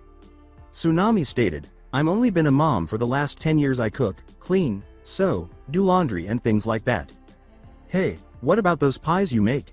Asked Sasuke. As Tsunami put it, what about them? Sasuke continued, those were delicious. I've never had any in Konoha that were that good. What if you made and sold them? I know once Choji tastes one he will beg you to make another. You could possibly use the old bakery my family owned and hire a few others to make them while you made sure they used your recipe and run the actual business. That would be an easy job that you could do while taking care of Inari and the baby. We could make a deal with Choji family that they could sell the pies at their restaurant. Choji replied, if they are as good as you claim Sasuke, I don't see a problem with that. Sasuke replied, good. What do you say, Tsunami? Would you like to come to Konoha and start a new life as a baker? What do you think? Tsunami asked, glancing at Naruto. Naruto stated, I have duties as a ninja, but I want to be there in our child's life and in yours. I don't want to do it just because of the child though. Do you want to be with me? Naruto bit his lip and remarked, but if we do this I would have to be with other women, as Tsunami nodded and grinned. According to Tsunami, I understand that. How often have you seen shit like this happen in all your years? Naruto asked, glancing at Mythos. Mythos reflected and said, offhandedly, around 2,000 times. I knew this one guy had over 1,000 wives. He fucked every one of them every month. Of course, he was also called the Minute Man, but that's another story for another time. Naruto replied, what the hell, it's not like I got anything to lose besides my head. You know, if you really wanted to lose your head I have a perfect place to put it, smirked Sasuke. As Ino started beating the living daylights out of him, Kiba remarked, and women say men are perverts. Oh hey, not the face. Thus, Jiraiya reflected, and so history repeats itself. The ninja in Wave were training at the edge of the bridge the following day while the others trained on the water. Those who were not yet able to water walk were learning looking down from the bridge. Mythos remarked, I wonder, what would he say to someone copying his miracle? Then Jiraiya said, who, a champion of the masses. So are you going to ask me or keep trying to figure out the answer by looking at me? Mythos asked after giving it some thought. I don't know what you're talking about, Jiraiya remarked. Mythos snorted and uttered the words, coward. Jiraiya-sama, I was wondering, do you have any chakra paper? Kakashi asked, approaching both men. Jiraiya inquired, why? Kakashi replied, because I want to start training my students in elemental manipulation and I think I know what their elements are, but I would like to make sure. Asuma replied, why are you starting them on that already? Most don't learn it till Their Chunin. Kakashi responded, I know, but my team's got a target on its back because of Naruto parents, the Kyuubi, and what has happened here. Also something has been bothering me for a while. How did Itachi know that Naruto was missing? After glancing over, Jiraiya inquired, what do you mean? According to Kakashi, Itachi and Kisame Hoshigaki, I believe from the description Naruto gave me, met Naruto and they claimed they were looking for him. For the Kyuubi, they said they heard he had disappeared here in Wave and came looking for him, but how did they find out so soon? My message could have only got to Konoha 2 days earlier. At that point, Kurenai looked at him and said, only a few people in Konoha knows, also just those of us on this mission, the Hokage and maybe a dozen others at most. Jiraiya replied, I see. If the kid met Itachi, why didn't they take him? Kakashi stated, Naruto abilities with illusions allowed him to counter that genjutsu. Mythos remarked, fuck it, I'm bored, let's see how he handles this. Hey Maelstrom, as Jiraiya's eyes widened. While trying to move the water beneath him, Naruto paused, looked up at the bridge, and exclaimed, yeah, what? Mythos replied, you know Connor learned his illusions from another, right? After giving it some thought, Naruto replied, yeah. Looking out at the sea, Mythos grinned and remarked, so did I. Illusion versus illusion, my Titan versus yours. The water started to bubble slowly at first, then it increased as it began to turn more and more, and a serpent head started to rise out of the water, frightening everyone. Mythos exclaimed, behold, Leviathan, as the serpent screamed. However, Naruto stated, but I can't do that. Mythos replied, yes you can, you already have one chosen for you, just show Who as the Lord of Illusion. Jiraiya grabbed Mythos' arm and asked, what are you doing? Mythos replied, teaching him an illusion can be as real or as fake as the person who creates it. When I was with the horsemen we came across the Lord of Illusions. When we went to destroy his village he did the same thing I am doing now. He created an illusion of a golem titan that kept us from being able to defeat him for over 200 years. In the end I made a deal with him. We would leave his village and country alone in exchange for teaching us this. Even after learning to do this, I was never able to defeat that man. One of the few I can honestly say was superior to me, but Maelstrom needs to learn this if he is to survive meeting my students. After reviewing Mythos' words, Naruto scowled, closed his eyes, and focused on the water. A ripple appeared on the shore, and a golden light appeared as the Kyuubi briefly materialized before vanishing and dropping to his knees on the water, panting. As the Leviathan vanished back into the sea, Mythos remarked, not bad kid, not bad. Are you nuts? Having him summon the Kyuubi? Jiraiya said, jabbing Mythos in the chest. Mythos looked at the hands of Jiraiya and said, it's not the real Kyuubi, it is an illusion completely controlled by the kid. By the way, touch me like that again and I'll cut off your fingers and cut out your eyes and shove your fingers in your eye sockets and you eyes up your ass. When Jiraiya flinched and someone could be heard approaching, Naruto approached them and asked, why did you want me to do that? Mythos said, because you're going to need to train your body and mind, kid. These parlor tricks you are doing are amusing and can give you an element of surprise over others. But you haven't even thought of the real use of what you are playing with. I've used illusions to sink ships, burn villages, destroy crops and flood entire countries. I've even used them to make an army run in fear from me. An illusion can be as powerful or weak as you want it to be. You could make a person believe they're drowning or choking to death until their mind shuts down, make them believe they're on fire, that a swarm of locusts has destroyed a farmer's crop. Make a man believe his family are all alive and having fun outside while their blood dries on the ground besides their corpses, or make a person believe everyone they know is dead and they are slowly bleeding to death. An illusion is only as good until it is proven to be fake. From what I understand, your lady friend is living proof of that since she's been a he all these years. Naruto tilted his head, but why would I want to learn that? I mean, I know it can be used to get a quick advantage from the memories I have, but it wasn't really that big of a help. Mythos replied, that's because Connor never finished his training in it and because he never learned the golden rule for illusions: no reality. Kurenai looked curious and said, no reality, what do you mean? Says Mythos. Kid, make a cage bunshin. When Naruto stabbed the cage bunshin, it went up in smoke, and Mythos said, now watch. Jiraiya replied, what about it? It went up in smoke like it's supposed to. Mythos continued, then make another, but this time think that if it gets cut it bleeds like you would as you make it. As he made it, Naruto scowled and focused. Mythos stabbed it, causing it to bleed briefly before rising in smoke once more. Naruto replied, but it only lasted a second extra and that was a lot harder. Mythos replied, yes, but that second could give you an advantage. Use the knowledge you have of anatomy and body functions when you make your next one. Remember where what organs go, where what armor goes, where how much a human body weighs. The more detail you get used to adding to your clone, the longer it lasts. I'll give whoever created the jutsu credit for getting it as far as they did, but they left it unfinished. Naruto paused for a moment and replied, that's sort of what Connor was telling me about my swords. I was making it like if my swords hit something they vibrate and cut and block and a half a dozen other things.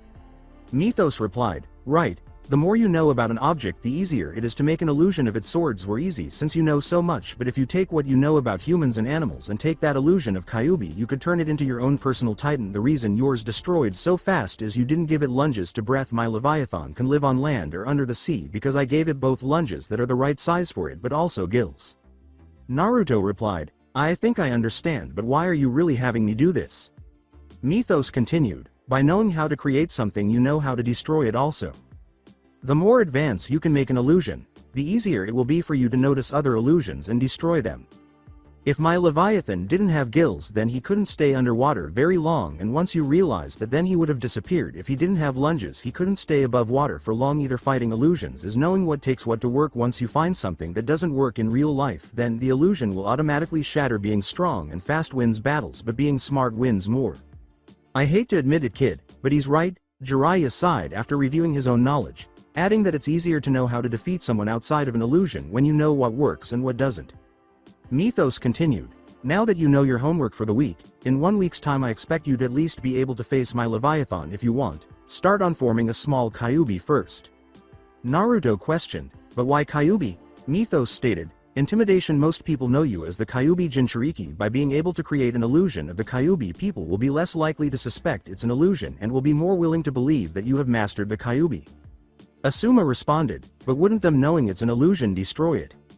Mythos nodded his head and said, knowing it is an illusion is one thing, but to beat an illusion you must prove to yourself that it is an illusion. That is why I was never able to beat the guy who taught me to make illusions. No matter what I created to face him, he could look at it for just a few seconds and figure out what was wrong with it. The worst part though was he wouldn't tell me what I did wrong.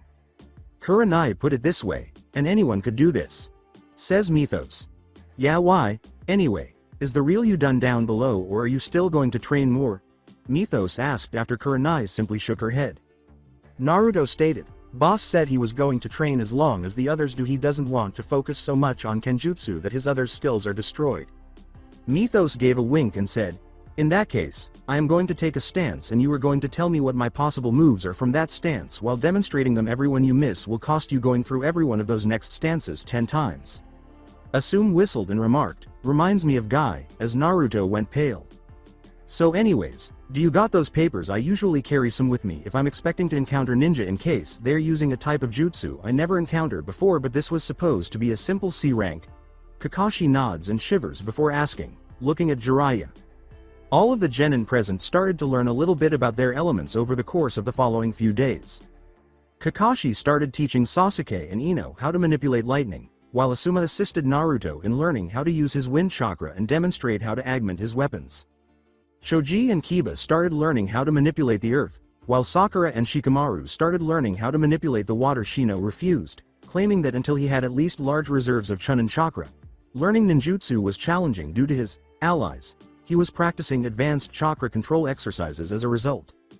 Unbeknownst to everyone, Naruto had 2 Kage Bun Shins, one working with Mythos on reviewing stances in Taijutsu and Kenjutsu, and 2 working on illusions. In addition to the other 2 learning wind manipulation. Naruto believed that no one was paying attention, but Genin and Junin had all figured out the secret. However, they were all aware of Naruto's struggles and refused to tell him, so he continued to put in a lot of effort.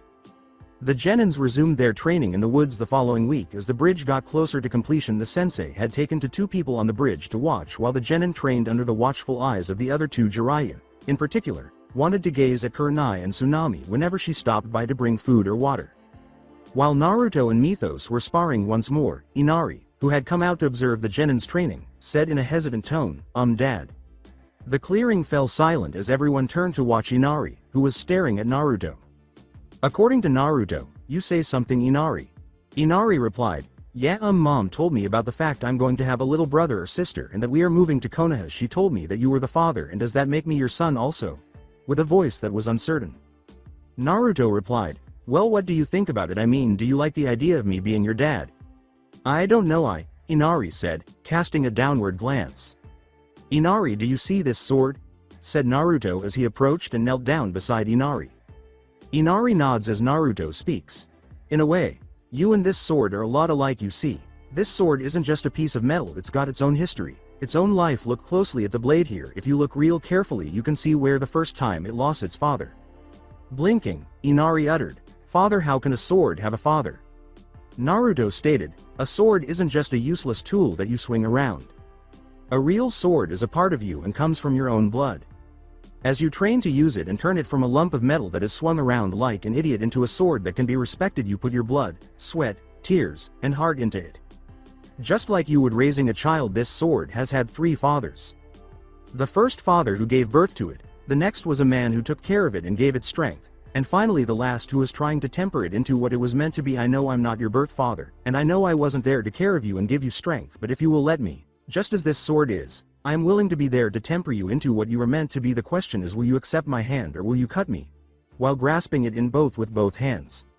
When he noticed a very slight color change, Inari looked at the blade and saw where Naruto indicated the sword had been reforged. He then slowly moved up the blade and said, This is where its second father was.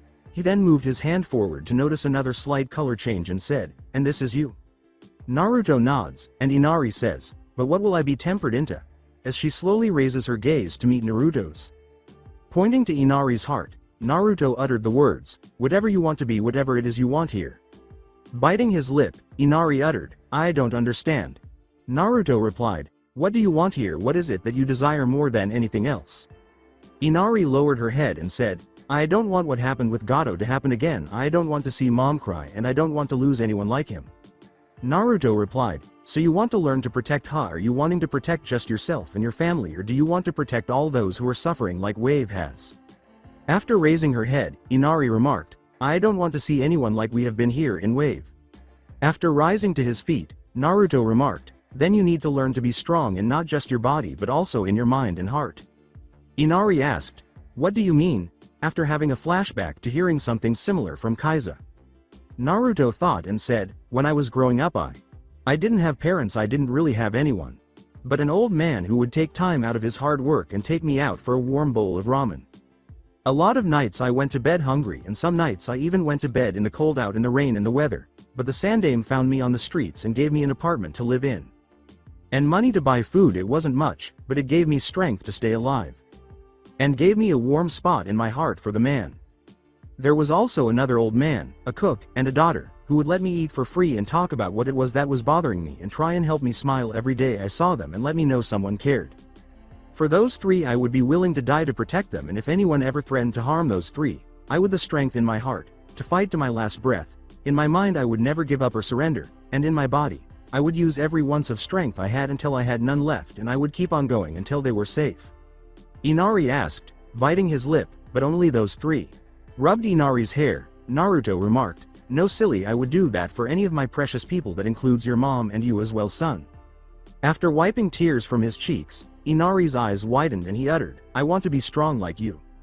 Naruto laughed and got up to say, then the first thing you need to do is think about those that you wish to protect. Remember them every time your body feels tired, feels ready to give up. Ask yourself, am I strong enough? Did I do enough? When you answer that question, you'll find new strength to keep going on. Can you think of what you want to protect? Inari nods as Naruto said, then put that memory here and here.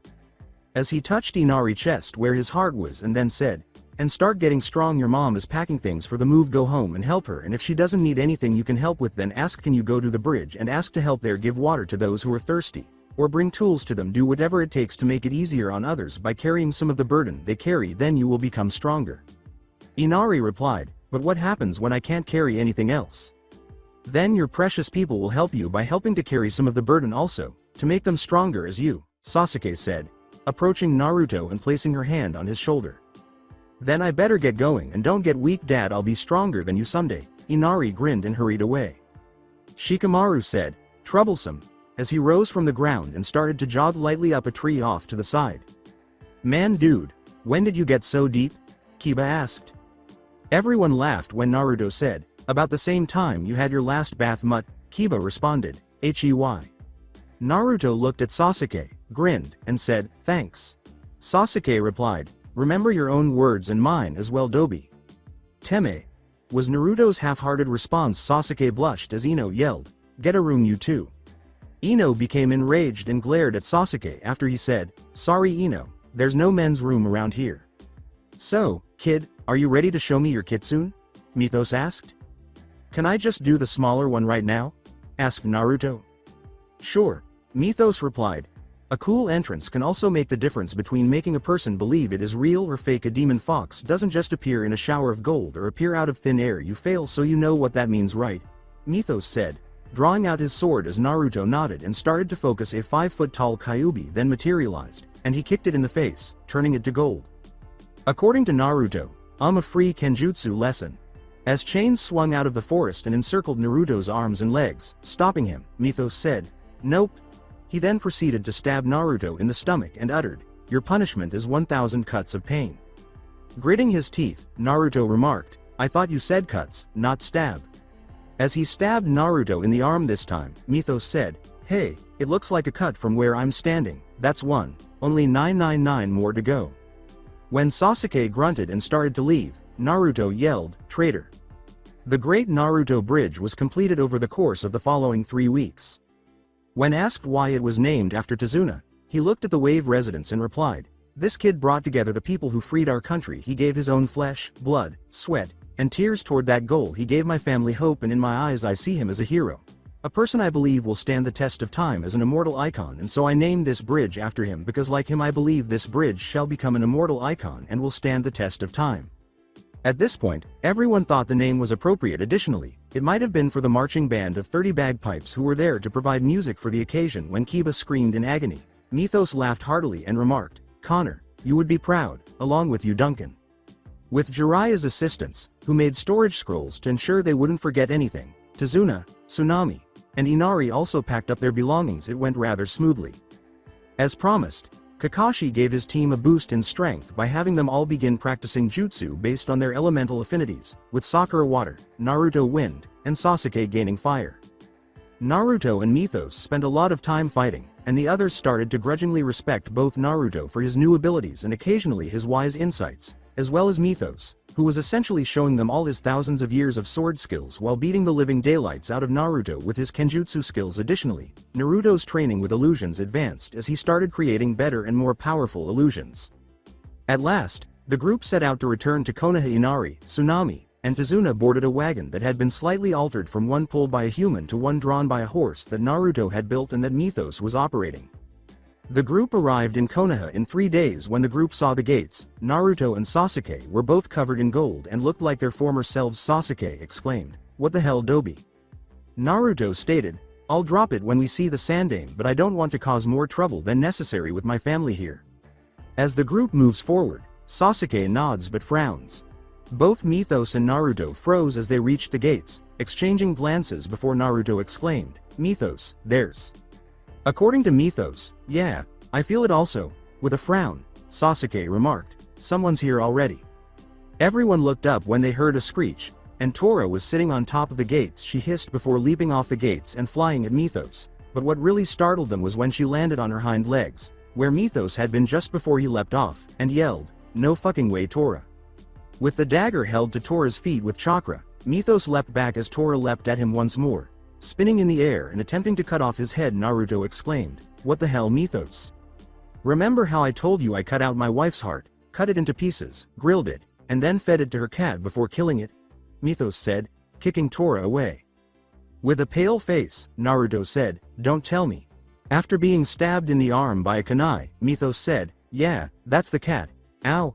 He then grabbed Tora by the neck, repeatedly slammed its head into the ground, then grabbed it by the tail, swung it around his head, slammed it against multiple trees, and threw it at the wall. As he withdrew the kunai from his arm, Mythos remarked, "Damn cat never did like me." Tora's body slumped against the wall. "So if Connor got the prize and Tora was here before I met you, how the hell is Tora one of us?" Naruto asked as everyone turned to face Tora and the sound of bones popping back into place was heard. Mythos sighed and replied, "Maybe it's because it's a cat and the rules only apply to humans. Speaking of, maybe we should get out of here before she finishes healing." Sakura replied, "Well, that explains how Tora can get away from the Fire Lord's wife so much, why it's so hard to capture, and why it has never died in the Fire Lord's wife's hug. It's immortal." Everyone was forced to facepalm when they witnessed Tora leap to her feet and leap at Mythos, only to be trapped in a cage that materialized out of thin air. Naruto then slammed the gate shut and Mythos exhaled, saying, "Hey look, capture Tora, a success." Kakashi responded, "Well, I think we should head on in to see the Hokage. Don't mind our group, we just got an escort mission back from the Land of Waves for this family here to come to join Konoha." Naruto attempted to conceal his glare as one of the guards said, "All the humans can enter, but we don't want any animals in here." The guard was abruptly in the Blue Oyster Club when he heard a tap on his shoulder. He turned to see a man wearing leather pants asking if he was interested in dancing. As the other man led him across the dance floor, the guard attempted to move but was unable to do so. The other guard, who was observing the group, was startled by the black box that had materialized around the guard, and Sasuke questioned, "What did you do?" Naruto was saying, "Gave him Ero Sanin's dance partner at the Blue Oyster Club." When Jiraiya began to rock back and forth and go into a fetal position, Kakashi yelled, "Release it, Naruto." Kurenai said, "You know, I might just join your clan just to learn to do that." She pointed to the two men in fetal positions as Naruto nods and the black box vanishes, causing the guard inside to drop to his knees and start rocking back and forth. "Let's go," Naruto said with a shrug, "I got people to do, things to see." "Really?" Sakura inquired, "would Sasuke or I be on the agenda?" After giving her a quick glance, Naruto remarked, You say something." The guard, who had been rocking back and forth in a fetal position, jumped to his feet and yelled, "Halt, you can't go in there."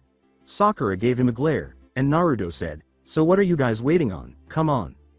Before a puff of smoke appeared, a 5-foot-tall Kyuubi stood there glaring at the guard on a leash that Naruto was holding. While the guard paled, Naruto glared and said, "Fine, you can't tell the difference, here."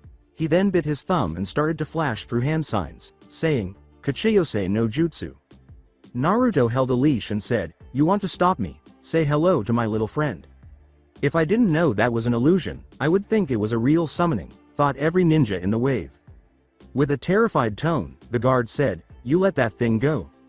Naruto replied, "Who? Kyuubi? I thought you were saying I was the Kyuubi. So which is it? Am I the fox or am I the only thing keeping this guy from tearing you limb from limb? Make your choice, because my hands are getting sweaty and I might let go of my control." Kakashi remarked, "Naruto, I think you made your point. Release him," as the guard's complexion grew even paler.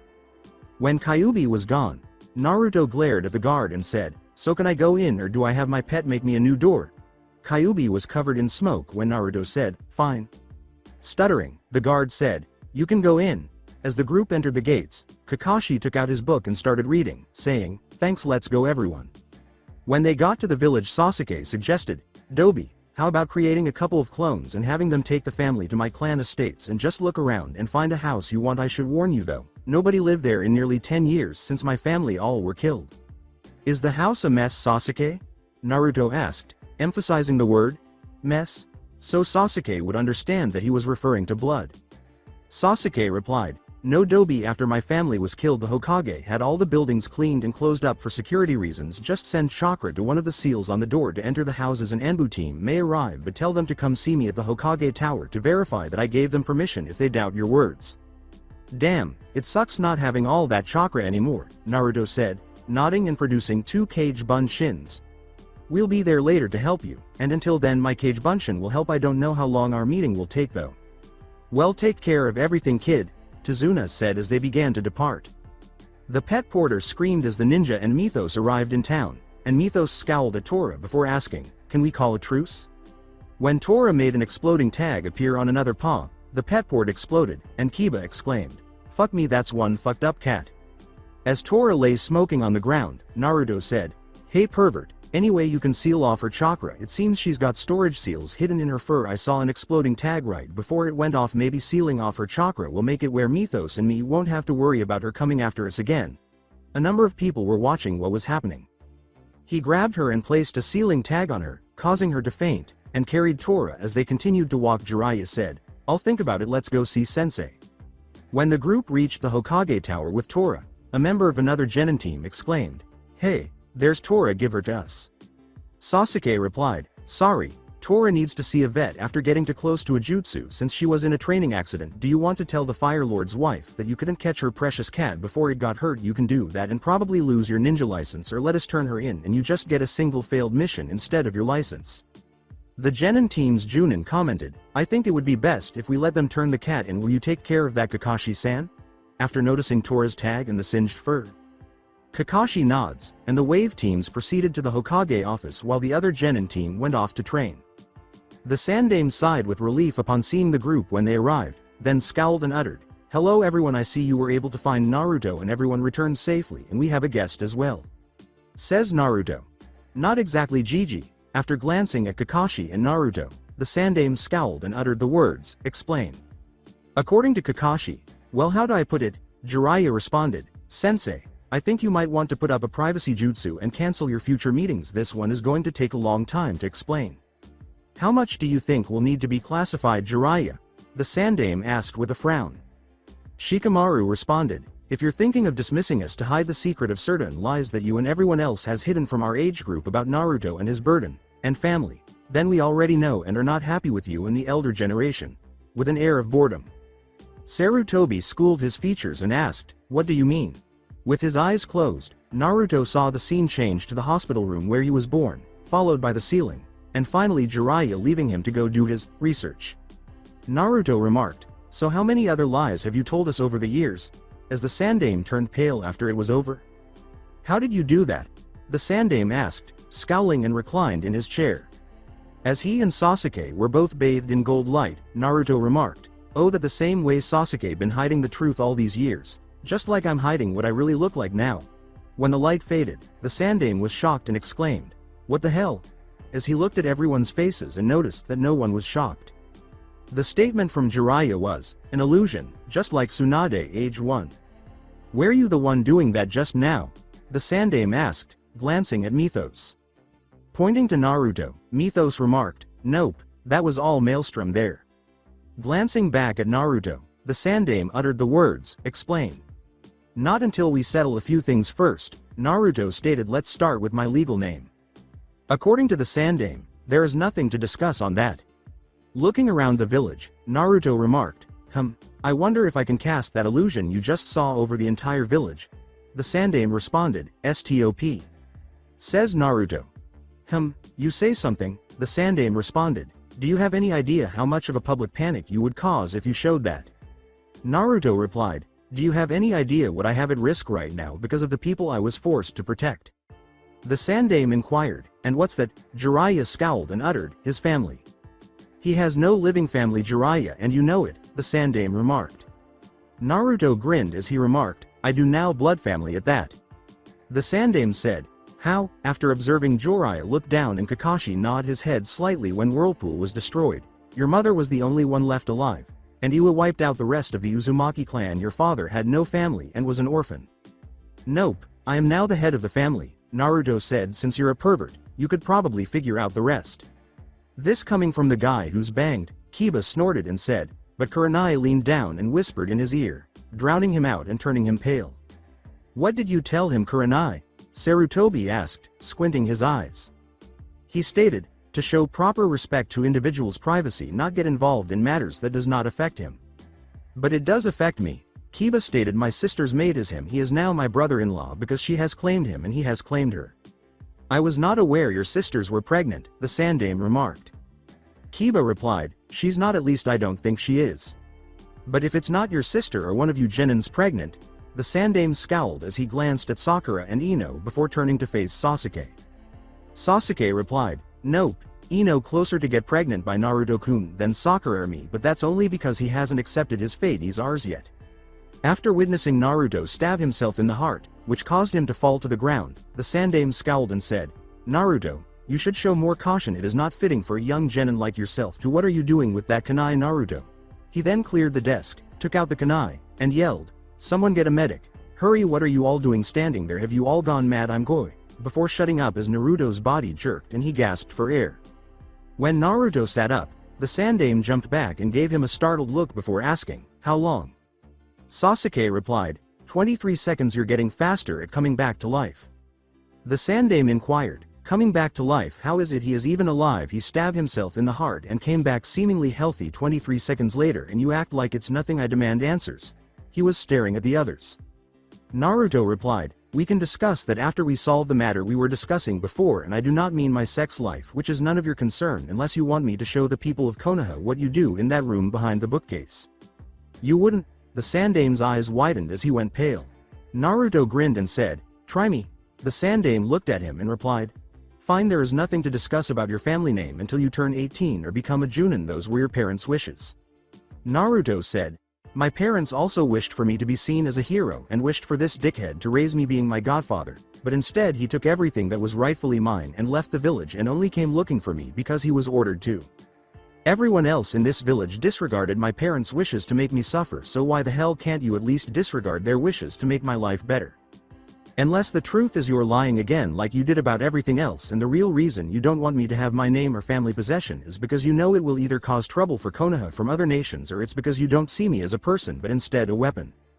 In that case you're fucked because Kyuubi dead, so Konoha lost its fucking Jinchuriki. But I have to question, was any of it real? Were any of the things you did real? Or were you just making me loyal to you and Konoha? And if I had access to my family name and possession I wouldn't be dependent on you and the village, would I? As he glared at the Sandaime angrily. Are you sure you wish to discuss this with everyone in this room? I mean, do you trust them to know things that could change their view of you forever? The Sandaime asked after taking a few deep breaths to calm himself. Naruto noticed the serious expression on the Sandaime's face, replied, I don't like having doubt that the man I thought of as a grandfather has lied to me my entire life to make me a weapon. I want the truth for once. Please tell me everything. I trust the others in this room that if they see or hear the truth then they will understand. The Sandaime responds by saying, everything I am about to tell you all is a huge village secret, so big only a handful of people know it, but before I tell this I need to know who this man is and why Sasuke is a girl. Now it's important. Mythos replied, I'm here to help instruct Maelstrom. You may call me Mythos. As the Sandaime put it, teach him what? Mythos snapped his finger and said, being immortal. A few seconds later, the sound of the bone resetting could be heard. Sasuke bit her lip and said, I've always been a girl, but my family put an illusion on me to keep the elders of my clan from having me married off. The Sandaime scowled. Naruto-kun was able to break the illusion on me to reveal who I really was though. Jiraiya replied, I think they know the truth about that. Sensei Itachi tried to capture Naruto though he let him go.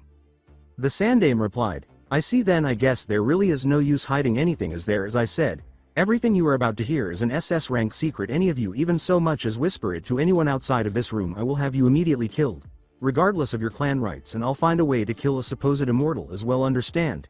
As he examined everyone in the room. Mythos replied, "You're 6,000 years too young to defeat me. Why don't you ask the pervert why he's so pale right now?" "Sensei, he's one of the 4 horsemen spoken about in the ancient legend. He's the one on the pale horse," Jiraiya said, glancing at the Sandame. The eyes of Sandame widened and became pale when he Mythos, who was grinning and saying, "Try that again and I'll find that kid in the picture of you and him and make him watch an illusion of you killing every friend and family he has over and over again until he has only one thought in his mind, killing you. Yeah, I'm an asshole who doesn't give a flying fuck about anyone or anything and have raped more women and killed more people than everyone in this land combined." Naruto took a breath and said, "Mythos, we know you're one badass motherfucker who's probably more of a demon than Kyuubi was, but can you try and at least be civil so we can get this over with, so we can go back to you stabbing me every 6 seconds? According to Sasuke, I thought it was every 5 seconds. According to Naruto, I've gotten better." After glancing at Naruto, the Sandame remarked, "And you're learning from a man like this." Naruto said, "It's not like I have much of a choice. There's 99 immortals, well counting that damn cat, 100 immortals in the world, and they're all coming after me to kill me.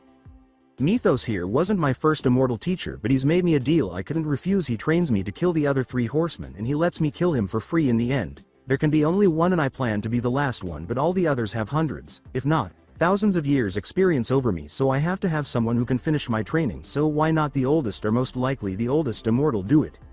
According to the Sandame, and you trust this man?" Naruto looked at him and said, "There's more that you don't know that I won't tell you, but I know why he's doing this. It's not that I trust him, it's just that I need him and he needs me for now." With a frown, the Sandame remarked, "I see you said Tora immortal."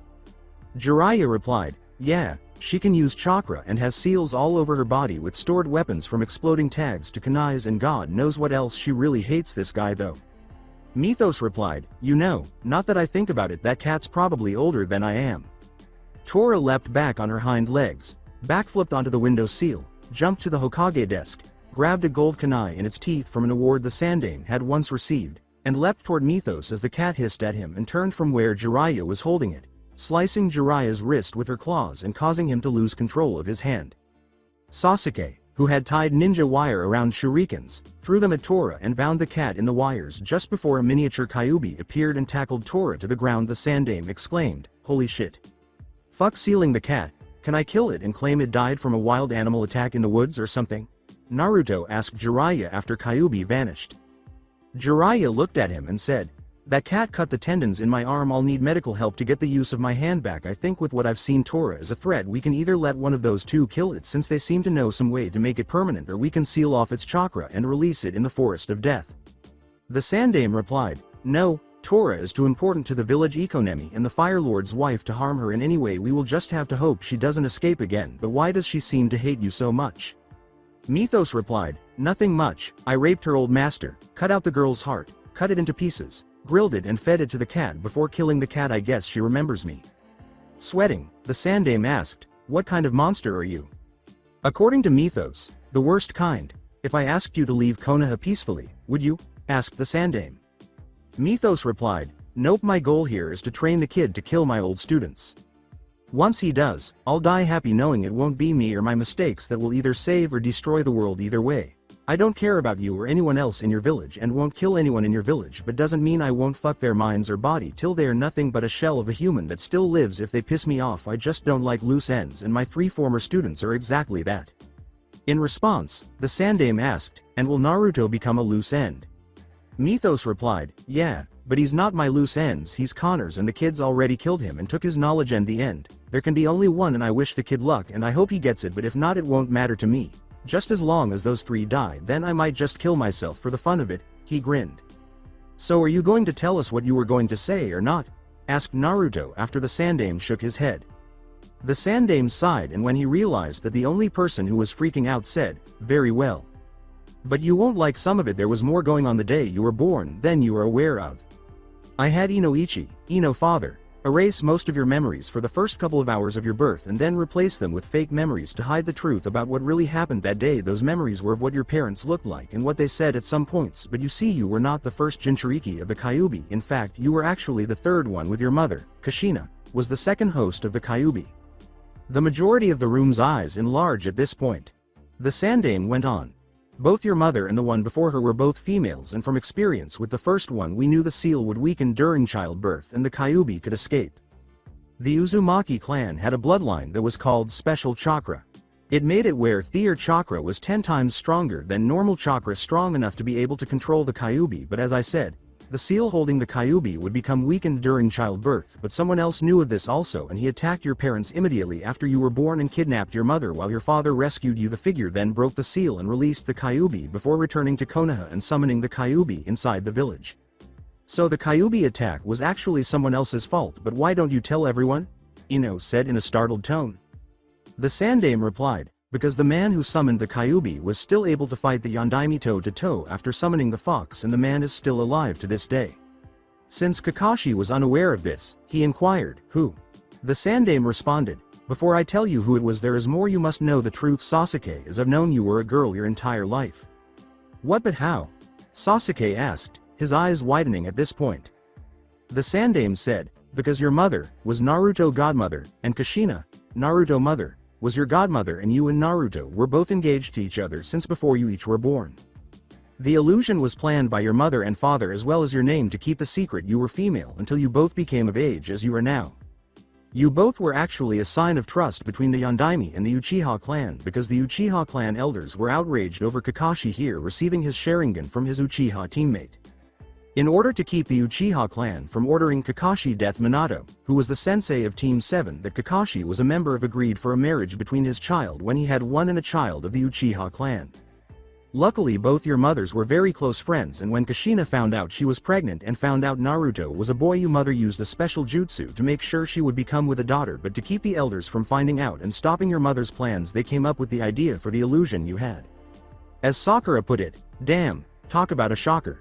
The Sandaime stated, unfortunately, their plan was ultimately destroyed by the man who summoned the Kyuubi as well as behind the real reason for the Uchiha massacre.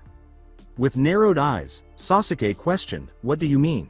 The Sandaime took off his hat and said, the elders of the Uchiha clan had been contacted by the man who summoned the Kyuubi. It was them who informed the man about when Kushina was to deliver Naruto. The elders had divided your clan with those who were loyal to them and those who were loyal to your father, the clan head. The elders had planned a coup d'etat against the village, and with the man who summoned the Kyuubi were to extract the Kyuubi from Naruto, killing him, and then taking over Konoha before taking over the Fire Country and then the rest of the elemental nations. I don't know if you remember, but a few days before the Uchiha massacre your brother was arrested because of suspicion of his best friend's supposed suicide. Sasuke frowned and nodded slowly, and the Sandaime said, the truth is Itachi was a spy and messenger between your father and me, informing me of what was going on in your clan. His best friend was on the elders' side, and Itachi tried to get his friend to change sides. His friend attacked and tried to kill Itachi, who was forced to defend himself and kill him, causing your brother to activate the Magna-Q Sharingan, but not before Itachi learned some valuable information. The elders of the Uchiha clan of course suspected Itachi because his best friend was spying on Itachi for them, and they figured he must have found out and wanted to silence him in case he found out what he did. In the end your parents came to me along with your brother when Itachi discovered the coup d'etat was to happen in 10 days, when the man who summoned the Kyuubi was to arrive, for the final plans would arrive in 3 days so he could bring his army to help the Uchiha clan to take over Konoha. It was for this reason the plan was created while you were at school. Your parents and brother along with those who were loyal to your father attacked the elders, causing most of the deaths of the Uchiha clan, and it was for that reason after the Uchiha clan civil war was over the rest of your clan was killed by Itachi with the exception of your mother and father. Shocked, Sasuke questioned, but why? The Sandaime replied, those who were loyal to your father were few and well past their prime. They agreed that a sacrifice was needed for the clan to survive as well as the village. Itachi was to become a spy and learn everything he could about the man who summoned Kyuubi. But to do so he needed to gain the trust of the man. So it was decided that when the man came to the Uchiha district that night he would find the bodies of the Uchiha clan, and when he entered the house you lived in would activate a security seal which would be the signal for Itachi to kill your parents, so when the man opened the door to the room they were in he would see Itachi over them with his sword covered in their blood, and he could claim it was to test his strength since he had the Magna-Q Sharingan. Unfortunately you arrived at the same time the man did that night, and so Itachi was forced to commit his crime in front of you and the man who was behind you in the shadows. Sasuke replied, but why both mom and dad? Why couldn't he spare one? The Sandaime stated, he was supposed to spare both since they were young enough to help restore your clan. Your parents were not injured fatally. The man after Itachi used his Sharingan on you approached Itachi and questioned him, and Itachi played his role to gain the man's trust. But the man saw your mom awaken from the drug that had made her appear dead just like your father had also took. It was he who made the final strike, killing your parents. When I arrived with Anbu and medics, we found your parents dead and you on the floor in a coma, since your brother had succeeded in his mission of joining that man, and we had a video recording of the conversation between him and Itachi, and then your report of what he said in the genjutsu to you. We went with the official story that Itachi killed the Uchiha clan to help keep his cover, where he is still to this day, secretly reporting to Jiraiya here to protect you and Naruto. I see, but who is this man? Said Naruto. The Sandaime exclaimed. Madara Uchiha. Everyone paled except for Jiraiya and the Sandaime at this point. With narrowed eyes, Shikamaru remarked, but Madara Uchiha died fighting the Shoden, or at least that was what we were told. The Sandaime replied, that is what we believed as well, but thanks to Itachi we found out he faked his death and went to the land of water, where he killed the Nidaime Mizukage and became the Sandaime Mizukage. Squeezing her fist, Sasuke exclaimed, so he's the Mizukage. Sarutobi stated, he used to be when he came here for the final plans. From our reports Itachi sent us, the Jinchuriki of the Sanbi and now the Yondaime Mizukage, but Madara has him under his control with the Sharingan and is elsewhere secretly leading a group of S-rank missing nins that your brother is a member of, spying for us so that we may know what he is doing and prepare. Sakura responded, but if you know where he is, then why not go after him? Jiraiya continued, we don't know where he is exactly. And this guy isn't a pushover. If Sensei in his prime and all three Sanins in our prime fought him together, we might have a chance to defeat him. But we don't know where he is exactly. All we know is he is secretly leading this group, and we know that he is after the Biju.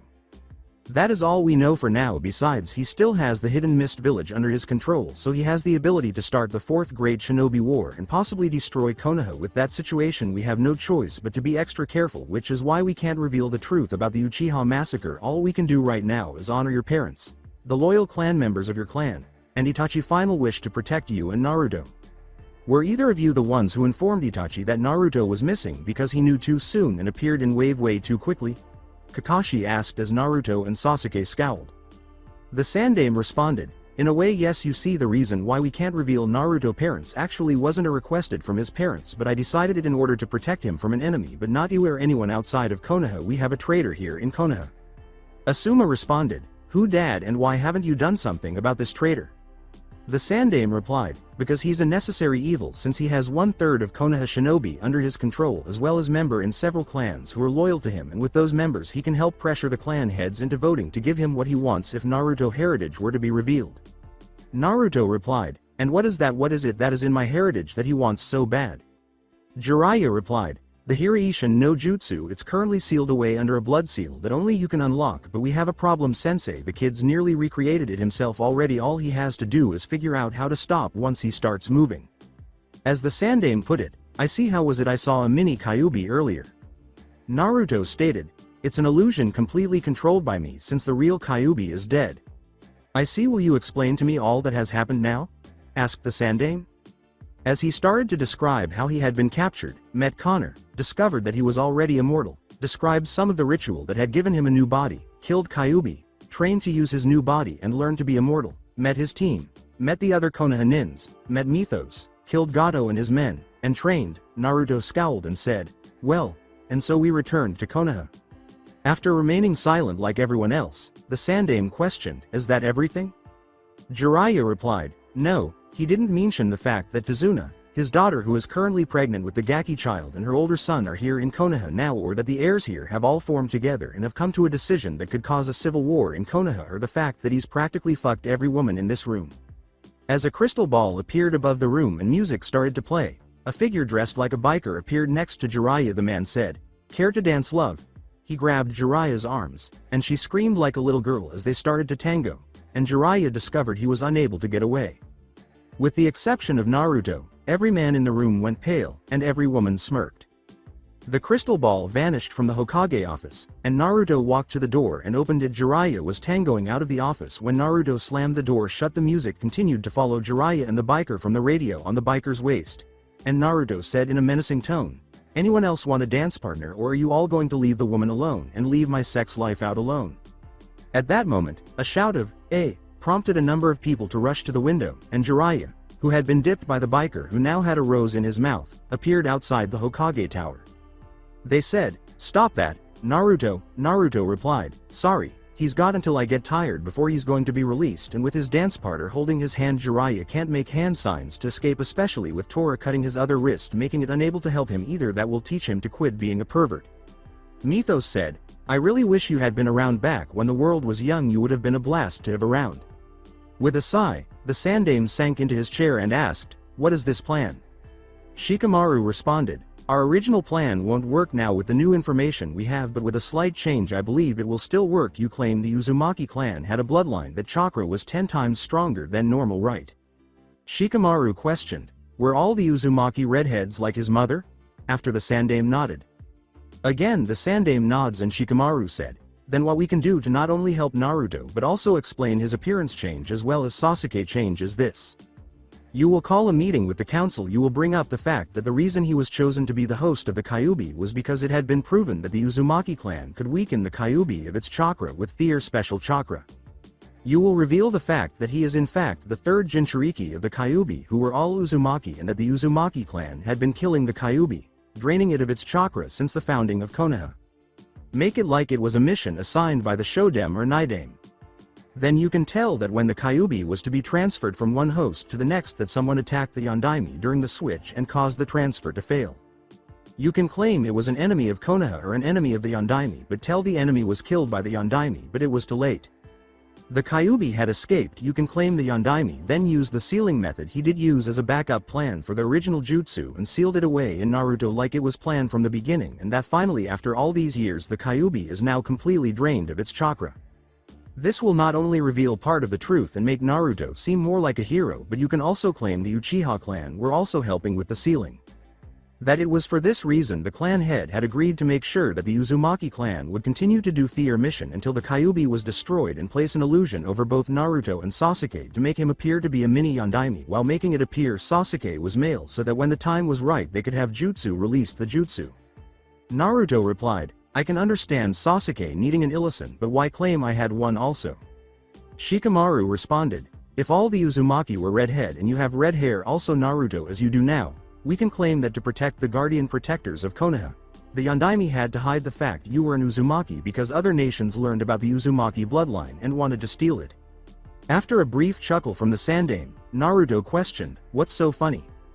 The Sandame responded, Shikamaru plan isn't that far off from the actual truth. You see, the first Jinchuriki of the Kyuubi was Mito Uzumaki Senju, wife of the Shodem Hokage, and Kushina was kidnapped by Kumo when she was a genin because of her bloodline. Yes, I think I can work with your idea, but what do you hope to obtain by revealing this?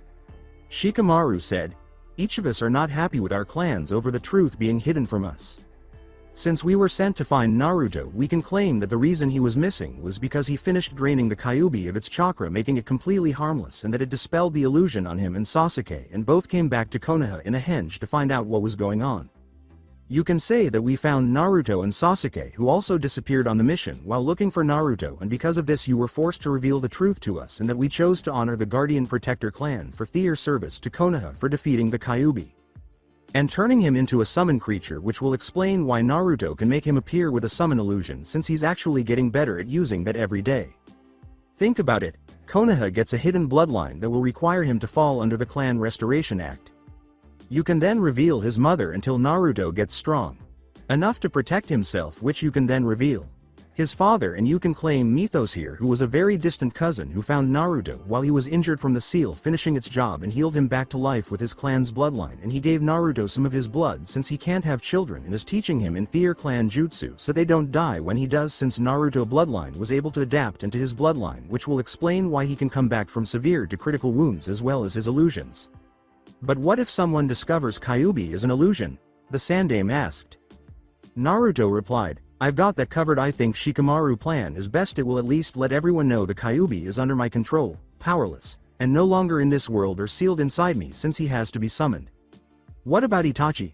Asked Sasuke. The Sandame stated, no 100 nins from Konoha have ever went after Itachi, and if it was possible to kill Madara before now we would have, but Itachi has had to commit many crimes to keep his cover, so officially, Itachi will never be able to return to Konoha without being killed, even if the truth was revealed.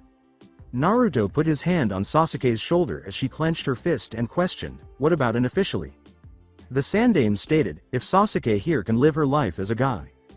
Why couldn't Itachi live his life looking like someone else when the time comes for Itachi to return there? A file on a deep cover agent who was a Uchiha who is still alive officially and will return from his mission. I have 3 trusted people who have a copy of this file, and Itachi also gave a copy to his fiancée, and he will take up the identity of this person to live out the rest of his life while Itachi officially will be declared dead.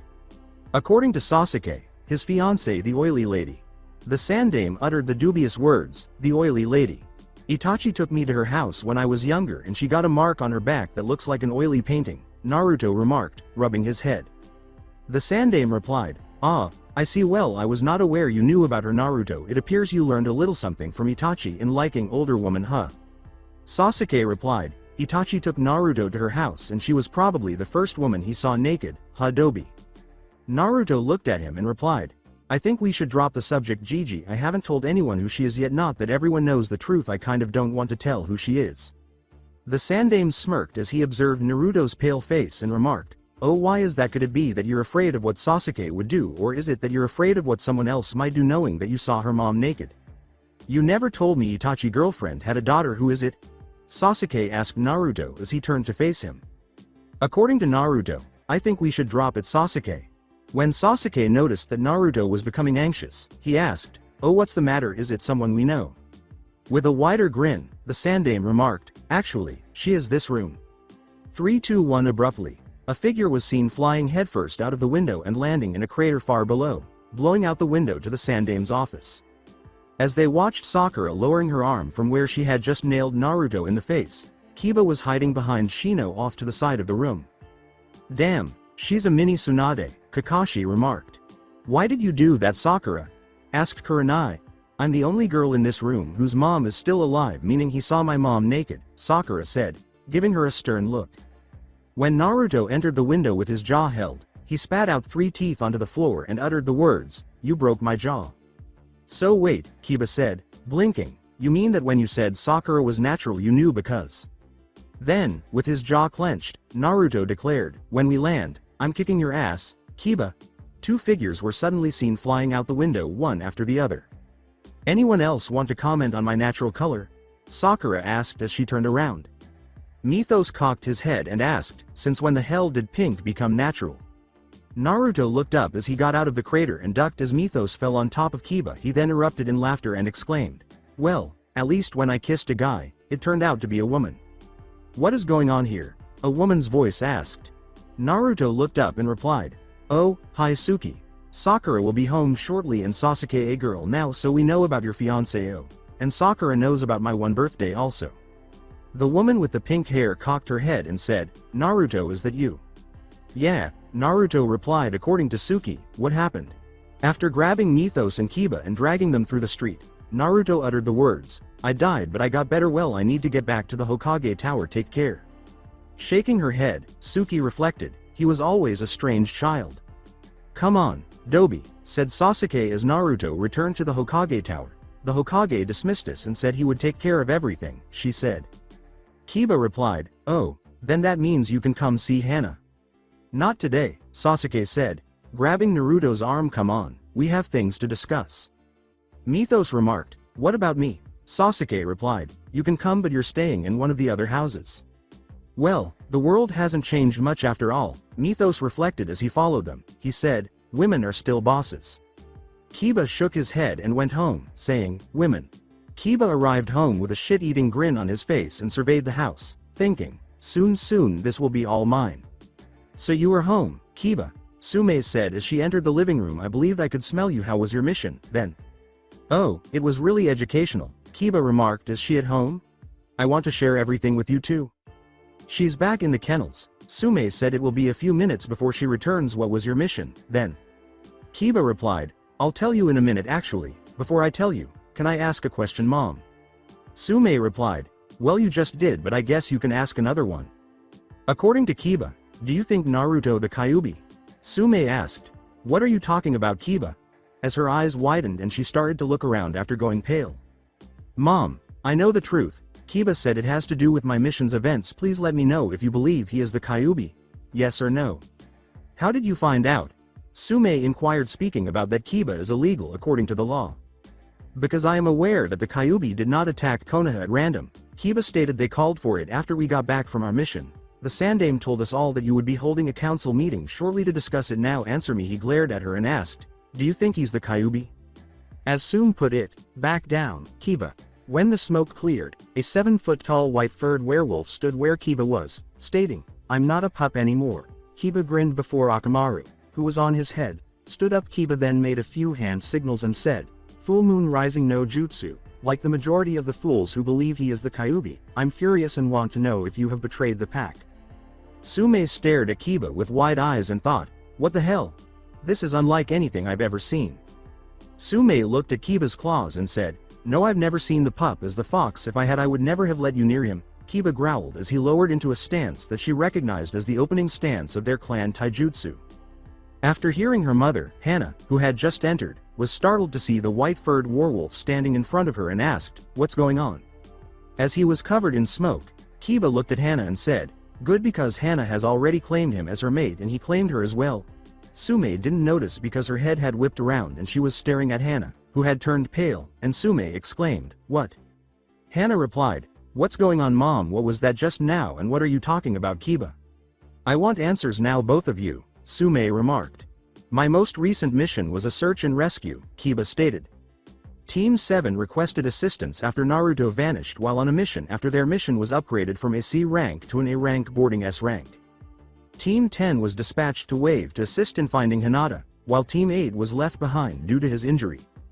Naruto had been found when we arrived, but he was not unharmed. Naruto no longer looks the same, but I can't go into the specifics because the Hokage has classified it. According to what I understand, he actually had a unique genjutsu that concealed his true appearance and was dispelled. Additionally, the fox won't be an issue going forward, but you'll have to wait for the Hokage to explain. I'm already on thin ice, but you see, we had to question Naruto in order to prove that he was who he said he was. He's also dated my sensei once, it turns out, and when the topic of his sexual history was raised, Naruto had to describe, your bedroom sis, the one where you tied him down and fucked him while you were in heat, grinning. Sume glared at her daughter as Hana went pale, and she asked, is this true, Hana? Kiba remarked, oh, that's not the best part.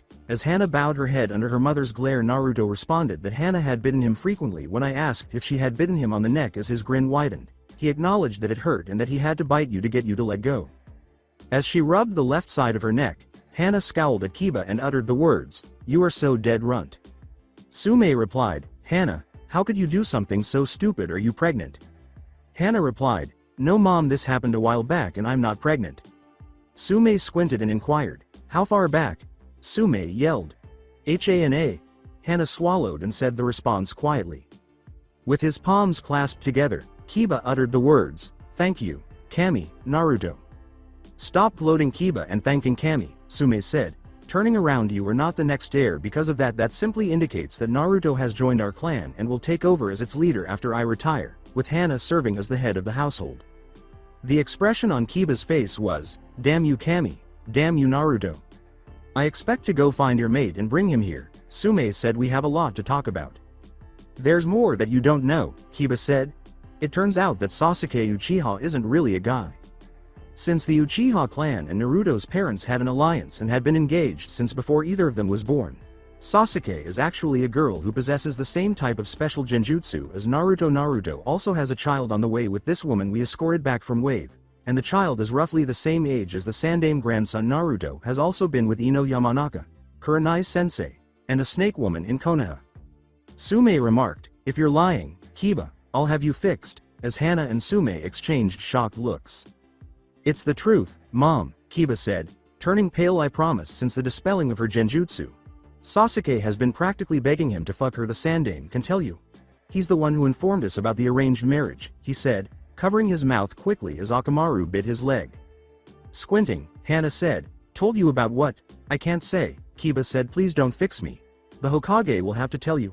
I'm being honest, he said, shielding himself and retreating from his mother and sister. And for that reason, you will not be the leader of our clan. Sume stated the clan leader must have the guts to support their actions or words. Whatever the hell the jutsu you used may have caught my attention, but now you're just being a bitch once more. Oh yeah, Kiba said, but what about Naruto? He was a bitch who was fucked by Hana and Ino while chained down. And he only had sex with Sensei because they were all intoxicated. He crossed his arms and said, "He's a bigger bitch than me.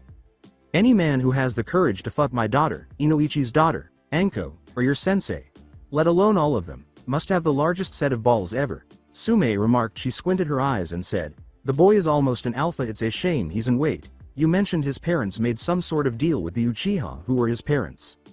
Kiba said, and stepped back. Kiba, answer now. Sume swung her claws out and swiped at his crotch.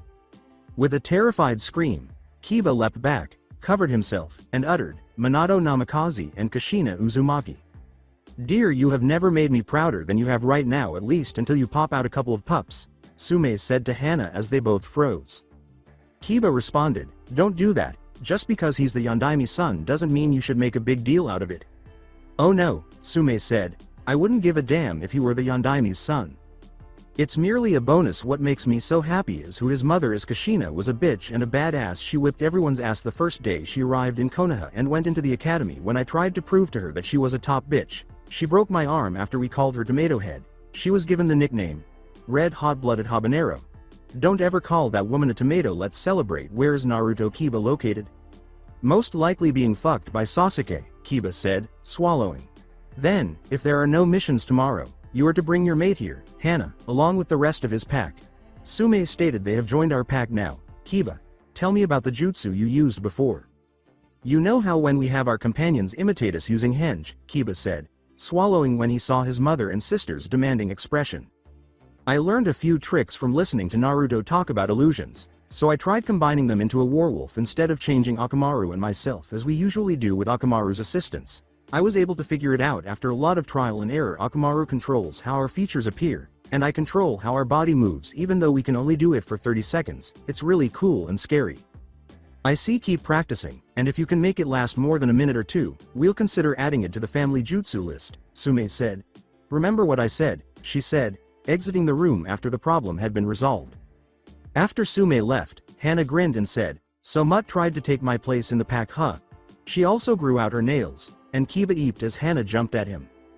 During this time, Naruto and Sasuke were sitting quietly on the bridge in the Uchiha district where they used to sit as children when Naruto said, "So?" "I," said Sasuke after scowling. Naruto stood up, sat down behind Sasuke, put his arm around her stomach, laid his head on her shoulder, and uttered the words, "Bara." With a blink, Sasuke uttered, "Rose." "Yeah," Naruto replied, "I mean, Sasuke is a guy to me. You will be all aka Bara, but let the rest of the world call you that." With a flush, Sasuke uttered, "Your blue blood Rose." "Yes," Naruto replied. Sasuke pursed her lips and said, "Thank you. You don't know how much that means to me. I've always wanted a more female name, but since I never could dispel that illusion, it wouldn't have done me any good, but having that name now, especially from you, makes me feel," says Naruto, "beautiful." Despite facing away from Naruto, Sasuke became very red and covered her face with her cough. "What do you think about what all we heard?" she asked. "Just means there's another immortal I have to kill," Naruto said after a brief period of silence. "How is the man still alive after all these years, after all?" Sasuke, who had her arms around Naruto's on their stomachs, pressed closer to his arms and said, I'm scared of him. Dobi, he was said to be the second strongest ever. And the fact he could fight your dad evenly like that makes it seem true. I don't want to lose you, Dobi, not after I'm finally able to show you who I really am. Not when you're like this. I don't want to be alone again. I'm tired of being alone. Please accept my love for you and love me back. I'll be yours and yours alone always. Even our parents wanted us together and gave us their blessings. You can be with any woman you want as long as you love me. Kami blessed me twice with getting to see a very rare and beautiful flower, Naruto whispered as he kissed her neck and then her ear, slowly and softly, to silence her. He raised his right arm and started rubbing circles around Sasuke's stomach, brushing his thumb against Sasuke's breast every time it reached the top of the circle.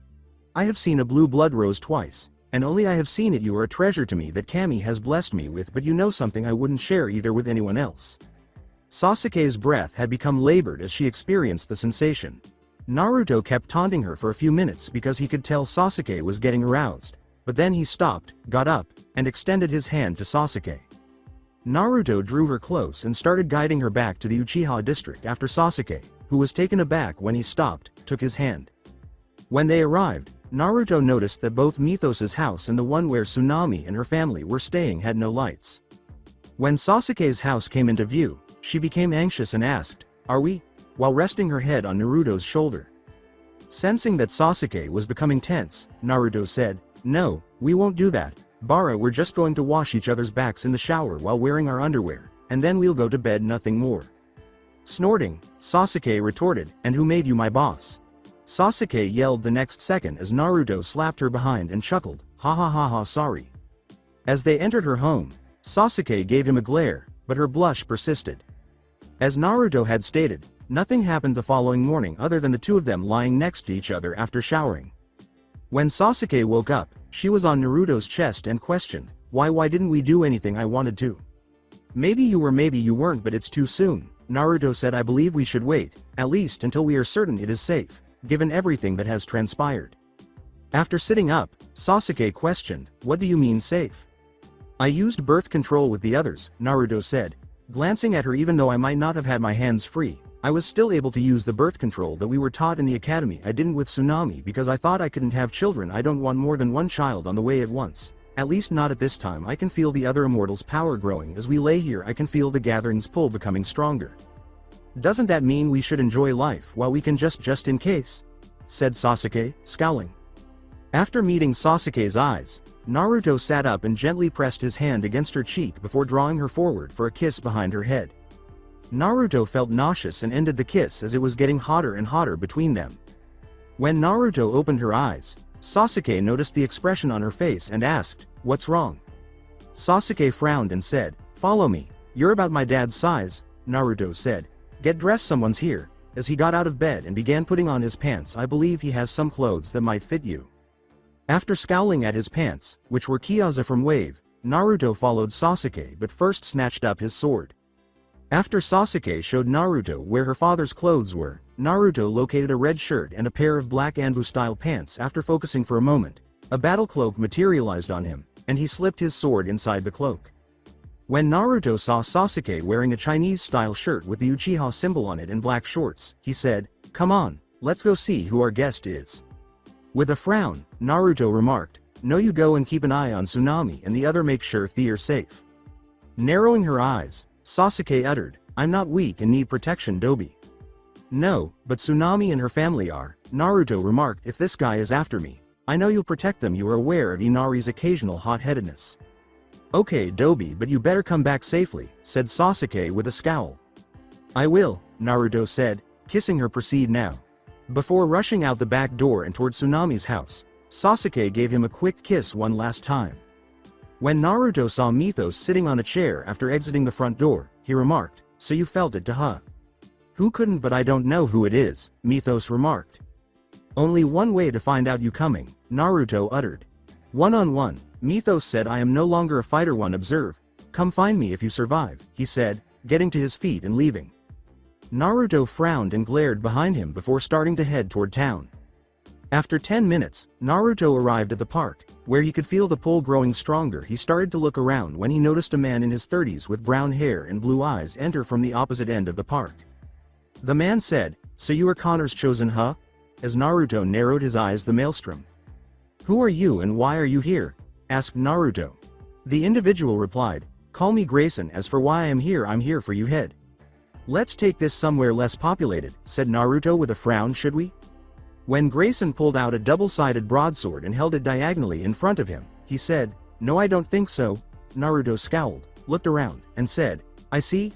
He then removed his battle cloak, threw it behind a tree, dispelled it, and held his sword above his head with his right hand while holding his left hand forward, pointing at Grayson. A whirl of leaves appeared as Naruto and Grayson stood opposite each other, watching, and Kakashi, who was reading his book, remarked, "Oh, what do we have here?" Naruto kept his gaze fixed on Grayson as he said, "Kakashi-sensei, what are you doing here?" Kakashi looked up at Grayson and asked, "Who are you and why are you here?" before adding, "Just getting lost on the road of life." Regarding Kakashi, Grayson remarked, "I don't know how you did that leaf thing, but this is none of your concern." As 20 Anbu suddenly materialized around the clearing, Kakashi remarked, "When you pull a weapon on my student, it becomes my concern and Tier." Shocked, Naruto glanced around, grinned a little, and then turned to face Grayson. "Thank you, sensei, but as I know, there can only be one. If you want to really help me, make sure no one else gets involved," he said. "This is my battle, and I don't want anyone to be harmed." When Kakashi noticed Naruto's determined expression behind his mask, he scowled and remarked, "Very well, Anbu. Secure the area but do not get involved. I accept full responsibility for the current situation." Grayson said, "Very noble of you, but with or without their help I'll walk away with your head and anyone who gets in my way will die." The Anbu immediately retreated to secure the area. According to Naruto, over my dead body, Grayson started to circle Naruto, who also started to circle as they drew closer, saying, "Then we are in an agreement." Grayson charged as they were within 10 feet of one another, but Naruto parried him, twisting to the right and bringing both hands to his sword, blocking and deflecting an up jab and slash. When he jumped back, avoiding the dirt and the slash, Grayson kicked dirt at Naruto's face and attempted an upper slash. He then charged forward with a slice and a slash before reversing the slash to a reverse diagonal slice from left to right shoulder, which only nicked Grayson's shoulder. "That move reminds me of Mythos," Grayson said, leaping back and reaching for his shoulder. Grayson narrowed his eyes and charged forward more quickly, while Naruto stayed silent and started to block as their speeds increased. Kakashi stood off to the side, observing the battle below, and he replied, "Yes, what is it? Why are you letting this continue, sir?" An Anbu in a cat asked for this. "We ought to arrest both of them." Kakashi replied, "Neko, there is more going on down there than you know. I can't say anything, but odds are you're going to be seeing more and more of this if Naruto wins." According to Neko, Naruto as in Uzumaki. Neko said, "How in the world is that possible? He doesn't look anything like Uzumaki, and how did he get so skilled with a blade?" As Kakashi nodded and turned back to the ground where the battle was becoming fierce, both of those are engaged in expert swordplay. Kakashi responded, "I'm not allowed to say, but I wish Naruto would remember his ninja training." As though in response to Kakashi's words, Naruto's sword glowed with wind chakra and sliced at Grayson. However, as soon as the blade was ready to connect, it broke apart because it was designed to handle wind chakra, and Grayson, who was aiming for a slice at Naruto, sliced him across the stomach before turning around and slicing off Naruto's head. After a few moments of shock, everything turned gold, and Naruto found himself kneeling on the ground in the woods with his old body in front of him, its head severed. He immediately thought, "What the hell, what's going on?" and started to look around, thinking, "No, this can't be." As he attempted to dispel it, he said, "I'm back in wave, is this an illusion?" He became increasingly alarmed as he attempted to refute it until he remembered. "I have witnessed a child spend their entire life in an illusion, and they believed it to be true until the day of his death. Illusions are as real or as fake as the person believes them to be. Recognize reality. Fighting an illusion, challenging it with another illusion, destroying it, or having the person using it cancel it out are the only ways to determine whether it is real or not. A person will perceive an illusion as more real the more realistic it is. Illusions that are based on something real or something you can do are the best." Naruto's eyes went out of focus as he was covered in gold and his body changed to resemble his former self. Down to the orange clothes, he started to shake and thought, "No no no no no no no no no no." 20 minutes later, Kakashi arrived to find Naruto sitting dazedly on his knees, with a headless body that resembled Naruto standing in front of him. Kakashi used his Sharingan to examine both bodies, then scowled and said, "Naruto," in an inquisitive manner. When Kakashi noticed the bloody sword close to Naruto's knees, he stepped forward and exclaimed, "Naruto, is that you?" But Naruto remained silent and did not even respond. Kakashi approached the headless body on the ground, raised the jacket, and channeled chakra into the body's stomach. When the seal failed to materialize, Kakashi scowled and approached the man on his knees, asking, "Naruto, are you alright? Did you kill him?" As he looked at the other body, taking the weapons and equipment from it before using a fire jutsu to destroy it, Kakashi sighed and thought, "He's in shock from his first kill." He then put his hand on Naruto's shoulder and shushed away. Following a few more shushins, they arrived at Tazuna's house with Naruto still on his knees in shock. Sasuke exclaimed, "What's going on, Kakashi-sensei?" As multiple gasps were heard, "Where was the Dobi found?" A few more gasps were made when Kakashi scowled and remarked, "I think someone was attempting to impersonate Naruto in order to approach us, but Naruto managed to eliminate the imposter." After giving Naruto another glance, Sasuke remarked, "He's in shock over his first kill." Sasuke scowled as he approached, took Naruto's arm, and slung it over his shoulder. He grunted, dragging Naruto to his feet, and said, "I'll take him up to our room and see if I can't help him." Kakashi nods. "It," said Kakashi. "Naruto is Naruto," snarled Sasuke. "I am aware, leave him to me now." With a frown, Kakashi questioned, "How?" They started to sluggishly make their way to the stairs and up to the room they had been sharing when Sasuke said, "Doesn't matter, come on Dobi, move your feet because you heavy." Should we help?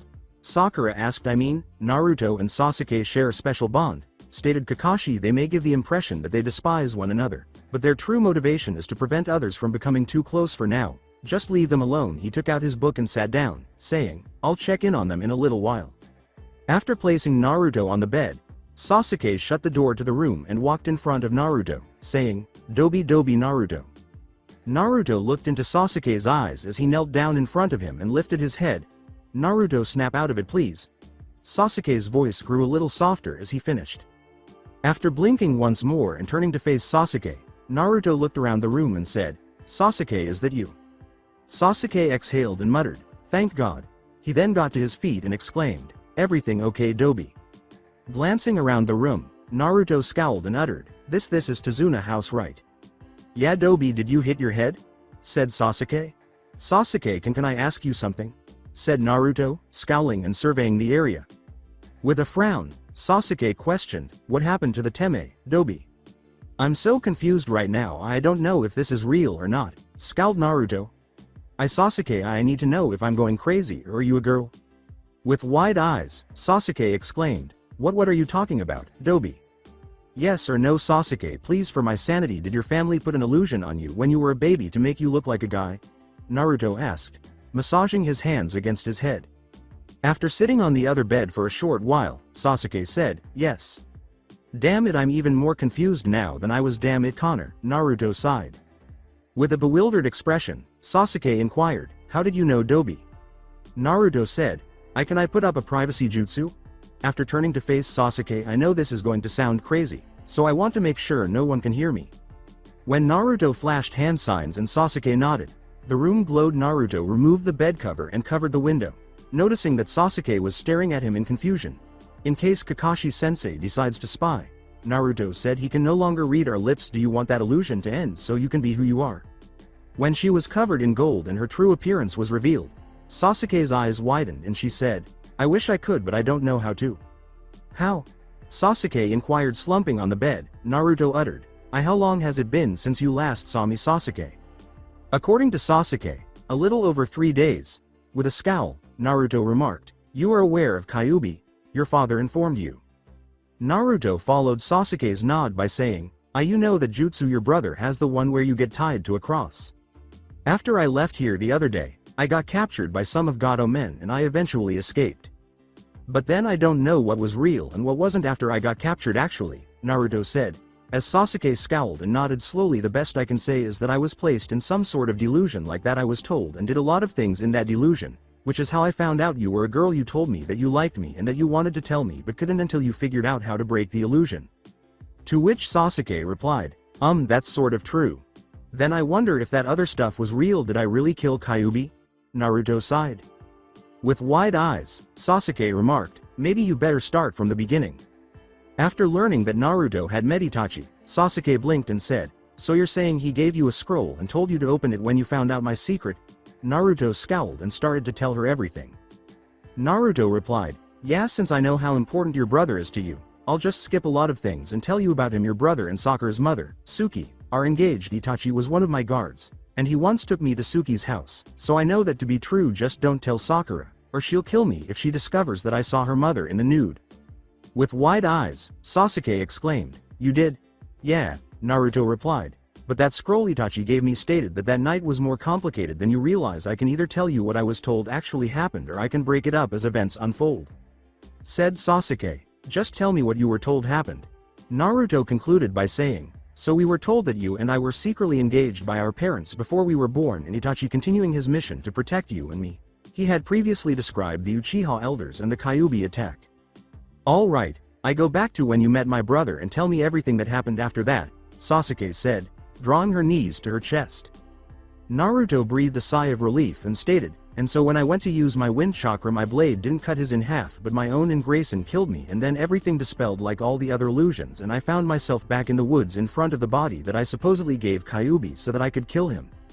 Sasuke replied, so you're saying you don't really look like this? As he was covered in gold, Naruto said, I can tell I have an illusion up, so I guess I must have changed myself to look like this. Sasuke's eyes widened and followed Naruto's body before blushing. Naruto blinked and yelled, "Shit! before grabbing the covers and covering himself because he was naked.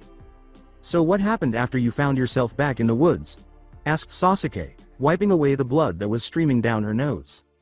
I kind of lost it, Naruto said. Connor once said that a person could spend their entire life in an illusion, and I kind of was until I passed away. In order to shake off the image she had just seen, Sasuke said, actually I don't think it was an illusion, I think it was a vision. Blinking, Naruto questioned, a vision, what do you mean? Sasuke replied, well, when Dad was trying to get me to hate you, he gave me all kinds of books on Kyuubi and Kitsune, trying to show me how evil they were in. Naruto stated, I still can't figure out why he was willing to have us get married but then hate me. You don't know my mother, Sasuke remarked. Mom was in charge of the house while Dad was in charge of the clan, and when she said to jump, you asked how high you were already in the air. She was pleasant and composed most of the time, but you obeyed her commands when she wanted to be in charge. Naruto scowled and remarked, I wish I would have met her. Then the room abruptly changed, and both Naruto and Sasuke blinked. Sasuke said, this is my house. They both heard a cry, and they saw Makoto enter the room with the baby crib. Sasuke said, Mom, what the hell? They saw Makoto pick up a crying blonde baby, and then Naruto quickly turned away as she undid her shirt and began to breastfeed the blonde baby. Then she heard another cry, and Makoto laughed, saying, you woke up Sasuke, Naruto-chan. She made a clone, who picked up Sasuke as she sat down, brought Sasuke over, and Makoto began to breastfeed both at the same time. With wide eyes, Sasuke exclaimed, Dobi, look. But, said Naruto as Sasuke put it, look, damn it. With a blink, Naruto turned and questioned, what the? My mom's feeding us together, said Sasuke. Naruto was saying, but I didn't do this, I don't think I did. According to Sasuke, Dobi, your hand. Sasuke questioned, why is it glowing? After Naruto blinked and noticed his hand glowing. Sasuke's eyes widened once more as a 5-year-old Itachi entered the room and asked, do you need any help, Mom? Naruto was silent for a moment before he said, the quickening Connor and I are linked in a kind of magic, I guess he must have done this. Not right now, Itachi, Makoto said. Sasuke and Naru both need to eat in order to grow up to be big and strong. Dad said Naru was going to have to leave soon and go to the old orphanage, Itachi said, glancing at Naruto and Sasuke. Makoto replied, orphanage, and I know he doesn't want to, but the elders don't want him here. They said as soon as he can eat solids they want him gone. According to Itachi, but the mean people will hurt him again. Looking down, Makoto remarked, I know, that's why he needs to eat as much as he can now so he can get strong to protect himself and Sasuke. Itachi remarked, I'll get stronger also, Mom, so that way I can protect my little brother and sister. After witnessing Sasuke seize Naruto's hand, Sasuke paused his feeding and turned to face Naruto, who turned to Itachi and uttered the words, bro. As Naruto glanced at Itachi, Sasuke gurgled, tear pfft, as she let out a fart. Naruto covered his mouth as the real Sasuke turned purple with rage. As the child put it, here Mom, I'll help, give me. When Naruto heard Itachi, he turned to face Sasuke and uttered the word, teme. Makoto said, oh boy. Sasuke, who was now in Itachi's grasp, responded, Dobi. As he transformed Sasuke, Itachi shook his head and uttered, I promise both you both, I'll protect you always. Before the room returned to normal, Makoto grinned as Naruto yawned and went back to sleep. With a head rub, Naruto remarked, that was interesting. This will not get told to anyone, do I make myself clear? Sasuke said, giving him a fierce look. Naruto replied, yeah, but you know, we both kind of called Itachi brother together, but it looks like we're still calling each other the same names since back then. Teme. Sasuke nodded her head and said, Dobi, anyways, I was saying I think what you had was a vision. One of the legends about Kyuubi is he had the ability to know the future or know things in advance. Maybe when you killed him you got the ability to see the future some, so now you can change it. Naruto looked at him and replied, maybe, but then what do? I mean, I don't want to tell everyone I might be immortal, and I don't want to bring up my sex life either. Naruto, do you like any of those women? Sasuke asked with a frown. Naruto inquired, as what exactly, do you want to marry them? Asked Sasuke. A moment later, Naruto spoke, truthfully I don't know. I'm not the same person they knew. I'm not the same person I knew when I had the chance to have all of them maybe join my family. I liked the idea since I hated being alone, but I also hated it. The idea seemed cheap, especially with everything I know now. Connor, he had a few one-time lovers, but he only had 3 wives and they were all years apart. Some part of me feels that I should be that way, quality over quantity. I guess that doesn't make any sense, does it? Sasuke replied, actually it does have had so many women offer themselves to me and I saw how fake their feelings toward me was and I vowed that I would only give my heart to someone I truly loved. Not because of who they are or what they have, I wanted someone who saw me, which is why I started to like you. When we sat on that bridge as kids, you saw me as a person, not Uchiha. When you told me I was willing to do so much to have you, even share you, I can understand where that was coming from. When you didn't come back the other day, it hurt. It was worse than the time my family died. I thought you might have died and I would never get the chance to tell you my real feelings or show you who I am. When she took off her shirt, Naruto's eyes widened before he turned his head and heard the sound of clothes hitting the floor. He felt a hand on his face and turned to see Sasuke leaning forward. She kissed him and pushed him back on the bed, saying, which is why I am going to show you how much I care for you and who I am right now. Sasuke was lying on Naruto's chest a few hours later when she remarked, that was amazing, Dobi. In response, Naruto said, yes, you were Bara. Sasuke looked up and blinked. Naruto replied, I said it before but I have seen 2 blue blood roses and I don't want to share either with anyone. You are my all, aka Bara. Let the rest of the world see Sasuke the guy and Naruto the Dobi. The rest of the world can kiss our asses. You are my Bara and only mine. With a smile, Sasuke remarked, and you are my Nichi who I will bloom for. Naruto replied, your son, huh, I like it, but are you okay with that? Are you okay with pretending to still be a guy? Yeah, said Sasuke, as long as I have you, Naruto replied, and someday we will have our brother back. But what about Sakura? With a frown, Sasuke asked, what about her? She's going to be your niece, Naruto declared. Sasuke replied, our niece, and you're right, we need to tell her. According to Naruto, I think we should tell Kakashi-sensei also. The voice of Kakashi said, tell me what? When Naruto and Sasuke lifted the covers and saw Kakashi standing there, they both screamed. What are you doing here, Kakashi-sensei? Asked Naruto. So I see that your genjutsu is off, Sasuke, Kakashi said after glancing at Naruto and then Sasuke. After scowling, Naruto remarked, Gigi told you, didn't he? Kakashi responded, yeah, he told me in case Sasuke started having woman problems while on mission. I can understand, Sasuke, but what happened to you, Naruto? I got lost on the road of life, Naruto uttered. Kakashi-sensei, I heard a... Sakura gasped as the door suddenly flew open, and she froze upon realizing that Naruto and Sasuke were still lying on the bed, with Sasuke on top of Naruto, and that Sakura had fainted. Sakura started to stir a little later, blinked, and discovered a wet rag on her head. She moaned and sat up, causing the rag to fall off. She then turned to face Kakashi before turning back to face Sasuke and Naruto, who were now acting normally, and asked, what happened? Says Kakashi. That is what I am wanting to know. With a sigh, Naruto said, I guess I better explain. Sakura, don't freak out. Both Naruto and Sasuke turned gold, revealing their true appearances, but Naruto was wearing a shirt and pants that Kakashi had given him. Sakura replied, what was that, and why did you change your looks, Naruto, and why are you a girl, Sasuke-kun? Sasuke replied, I've always been a girl, Sakura, that's why I never would return any of yours or any of the others' advances. Kakashi responded, it wasn't Sasuke's fault and there is more you need to hear, so stop acting like a crushed fangirl and act like a kunoichi, Sakura. Sakura said, but as if her entire world had collapsed. I'm sure Sasuke and Naruto will be glad to explain everything, so just calm down. Sakura nodded and bit her lip, half listening to her thoughts. Naruto replied, I guess I'll start, but know that I'm not telling everything. Some things are personal. I guess the first thing to do is actually introduce myself. Sasuke, can you hand me a kunai? As Sasuke gave him a kunai, Kakashi questioned, why do you need a kunai? Naruto replied, because I need to demonstrate something. I ask that you all keep quiet and don't react. My name is Naruto Uzumaki Namikaze, son of Minato Namikaze, Yandaime Hokage of Konoha and Kushina Uzumaki Namikaze, second Jinchuriki of the Kyuubi no Kitsune. I was born October 10th, 4x in a temple just outside of Konoha, and I am immortal. While stabbing himself in the heart and pulling out his last breath. She grabbed him quickly and said, no, what? Everyone was shocked, and Sasuke screamed, Naruto. Naruto gasped for air as his body jerked, startling everyone, and he slowly sat back up. Even though Sasuke had been informed, she still didn't believe, so everyone was taken aback at this. It was Kakashi who said, how are you alive? Like I told you, I am immortal, Naruto declared.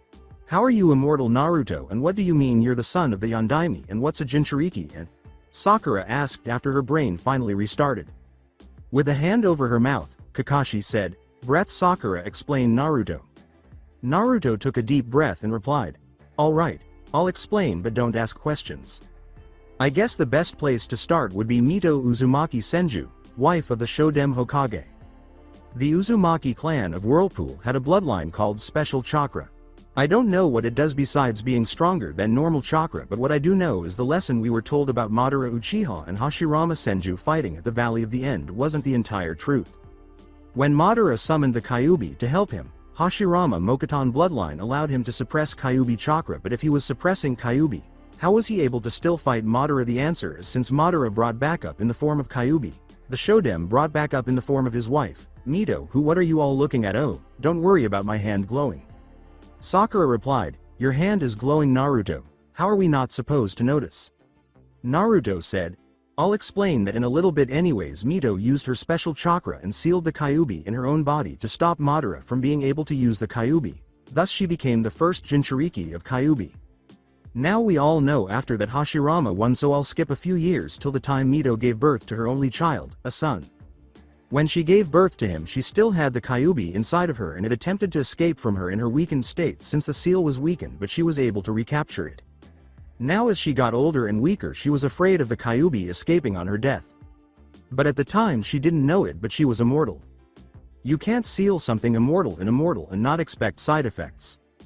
Jinchuriki don't die of old age. The demon chakra in them keeps repairing damage to them as they get older and older and older until they are killed by someone or have the demon extracted from them, or their bodies just become too weak to hold the demon back any longer. But she didn't know this, and so she sent a message to Whirlpool to her birth clan to send another Uzumaki with Their bloodline to Konoha. They sent my mother Kushina, who was just a little girl at the time, and Mito convinced her to seal the Kyuubi in her own body to keep it from breaking loose and attacking everyone, and also to keep it from being used against Konoha. Kakashi inquired, how do you know all this? Naruto turned to him and replied, didn't I say no questions? I'm getting there anyways. After some time, my parents got together, but then something happened. Kakashi here lost a teammate who gave him the Sharingan he has. Kakashi was wide-eyed as Naruto went on, and the Uchiha clan wasn't happy about Kakashi having it and wanted him killed, but since the Uchiha and Kakashi were both members of Team 7 under my father, an agreement was made between him and the Uchiha clan. The agreement was a marriage between his firstborn and a child from the Uchiha clan in exchange for sparing Kakashi's sensei life. Kakashi was even more taken aback by Sakura and heard what Naruto had to say. When mom and dad found out she was pregnant, she had told the clan head and his wife, who were actually friends with her, and when she found out she was having a boy, Makoto used a jutsu to become pregnant with a daughter who would be used for the agreement. Makoto Uchiha was Sasuke mother and my godmother, and my mother became Sasuke godmother, or at least that was the plan until the day I was born. As everyone in the room waited impatiently, Naruto remarked, a temple was set up with all kinds of precautions to help my mother keep from escaping when she gave birth to me, but then he showed up. Sakura inquired, who? As Naruto put it, Madara Uchiha.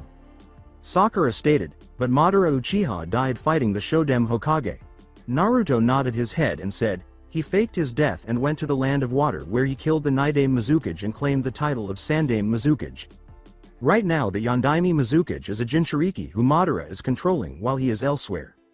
But Madara is still alive. He used me as a hostage and dad was forced to make a choice of protecting mom in her weakened state or saving me. When Madara went to kill me, dad saved me and Madara kidnapped mom. He then broke the seal holding the Kyuubi and used it to attack Konoha. I don't know really what all happened, but I do know that dad was forced to summon the Shinigami to seal the Kyuubi into me, turning me into a Jinchuriki in order to save the village. Sakura's expression changed to one of fear, and Naruto responded, don't worry, Kyuubi dead. Sakura uttered, but Naruto said, I'll skip a bunch of shit and get to the point. There is more than one kind of immortality. There is those like Jinchuriki who just get older and older and older until they are killed. There are those who can switch bodies from one to another. There are those who can take the organs of others to replace their own. And God knows how many more. But while we were here in Wave, I met another immortal after I got captured by Gato men and escaped. His name was Connor. He offered me a new life. He offered me his immortality. He explained what happens to Jinchuriki, and I was faced with the choice of growing older and older and older, where I would live a life of pain and suffering for countless years until I was killed. Or I could stop aging at the moment I died, as well as a chance to actually kill Kyuubi. So I took it. Connor then helped me create a new body made of my own flesh and blood. He showed me my memories of my parents, and since I was creating my own body, I made one that was part of my mother, who was a redhead with green eyes, and my father, who was a blonde with blue eyes. Since I was switching one immortality for another, I was basically dying, so I won't age again, so I made it look like this, the one I am in. He transferred my soul into it and split his immortality between Kyuubi and me, destroying our old immortality, and Kyuubi came into possession of my old body. Connor had told me the only way to kill those with his kind of immortality, and so I did, killing Kyuubi. It was Kakashi who said, "Beheading you cut off his head." Naruto said, "Yeah, I took his head and with it his knowledge. And it seems some of his power as well." Sasuke told me that Kyuubi was able to see into the future. "Well, before you found me, Kakashi-sensei, after I killed Kyuubi, somehow I was in an illusion that was showing me the future. I was trained by Connor in it for a while before he had me take his head and knowledge, and we finished this mission. Gato planning to double-cross Zabuza and bring an army of mercenaries to the bridge to finish us off when Zabuza comes to fight us. Gato also going to send a couple of mercenaries to come after Tsunami and Inari to use them as hostages. We survived the first time when Team 8 and 10 showed up minus Hinata to search for me, because instead of coming back here I was training on the other side of the island with Connor to use my new body and understand the rules behind this kind of immortality. Jiraiya also showed up, as does another immortal named Mythos, who has come to finish my training in exchange for killing 3 other immortal. We then made it back to Konoha and talked to Gigi, who told us the truth about the Kyuubi attack, the marriage between Sasuke and I, as well as the truth about the Uchiha massacre. Sakura, you're not going to believe this, but your mom is engaged to Itachi Uchiha, who actually isn't a traitor but a deep cover spy. He'll probably actually show up around here sometime soon. Since I broke the illusion on Sasuke, he's been powering to make Sasuke look like a guy. That also means when Itachi marries your mom, Sasuke will become your aunt." With a frown, Kakashi remarked, "So all this information came from an illusion." A house cat-sized Kyuubi appeared and jumped up in Naruto's lap, where he petted it while it purred. Naruto then said, "I learned to make illusions myself in the illusion, which is how I can make it seem like I have the Kyuubi under my control when in fact it is dead." Before Kyuubi vanished in a cloud of gold, Naruto stated, "Some of it did I actually knew Suki and Itachi were together since I was younger. In fact, most of the information I was told I knew mostly about, with some hidden secrets. The fact that you never denied that I was wrong about my parents or how you got your eye is also proof that was true." With his lips pursed behind his mask, Kakashi asked, "Is that all?" Naruto replied, "All you need to know. My personal life isn't your problem." "Do you have any questions, Sakura?" asked Kakashi after glancing at her. Sakura inquired, "Why didn't you ever tell anyone that you were a girl, Sasuke? I mean." Sasuke replied, "How could I tell anyone? I don't know how to dispel those illusions. I didn't know anyone who could, and I didn't know anyone else who knew I was a girl after what happened with my family. If I honestly told you I was a girl under a genjutsu, you would think I was lying or ask me to prove it, and how could I have proved it?" Naruto stated, "Besides, it was safer for Sasuke for everyone to believe she was a girl, which is why we are going to keep the illusion up to make it seem she's still a guy. God knows how many people would try to kidnap her for her bloodline if they found out he was a she. Those same people probably think they can send a woman to seduce Sasuke the guy and get her bloodline. I'll just repeat what happened with Ino to protect Sasuke." Blinking, Sakura inquired, "What happened with Ino?" Naruto was rubbing his head. I won't say much, but I pretended to be Sasuke at one time, and when I did, Ino and Amy jumped me in the bathroom while I looked like Sasuke. I'll leave it at that." Sasuke replied, "That was the day we graduated, at lunchtime. Why did you even do that? I mean, you got the jump on me and tied me up before changing to look like me. What did you do that day?" "Sasuke, did you ever kiss me on the forehead?" Sakura asked, blinking and squinting her eyes. With a bewildered expression, Sasuke uttered, "No, why?" Naruto uttered the words, POW as Sakura turned to glare at him. Sakura stomped out of the room after Naruto slammed into the wall behind him. Kakashi responded, Well, I assume you both are going to keep your real looks hidden, huh?" Kakashi said, "Alright, well, I am going to send for backup," as he stood up and walked away after Sasuke nodded and glanced at the unconscious Naruto. Sasuke shut the door behind him and walked back over, saying softly, "Nichi, you need to think more before you speak." She crawled into the bed next to him after forcing him to lie down and then falling asleep on his chest. Sakura was sitting on the roof that evening when Naruto approached her from behind and said, "Mind if I sit down?" When Sakura remained silent, Naruto sat next to her and remarked, "Sakura, I know what you're going through." After snorting, Sakura said, "Yeah, right." Naruto replied, "No, I really do. I've been thinking and I would like to show you something." Sasuke, and Kakashi-sensei, I think it could help you all because I know you're all confused about me and what's all going on right now. I know things about all three of you that you may not think I know or things that you may want to be a secret. It's not fair that I keep secrets from you. Not after everything that happened. I don't want to see the tulip fall and not get back up. Sakura said, Tulip, what are you talking about? With a blink. Naruto replied, if you want to know, come to our room. I'm going to get Kakashi-sensei and wake Sasuke. The words, I'm awake Nichi, were spoken by Sasuke as they turned to see him approach them. Standing on a tree in front of the house where he had been hiding, Kakashi uttered the words, as am I. Naruto replied, well, I think we should all sit down because I'm not sure if I can control this as good as I want to. What are you going to do? Asked Kakashi. Naruto replied, you know that jutsu Itachi has, the one where he ties you to a cross. Says Sasuke. Tsukuyomi. Naruto replied, yeah.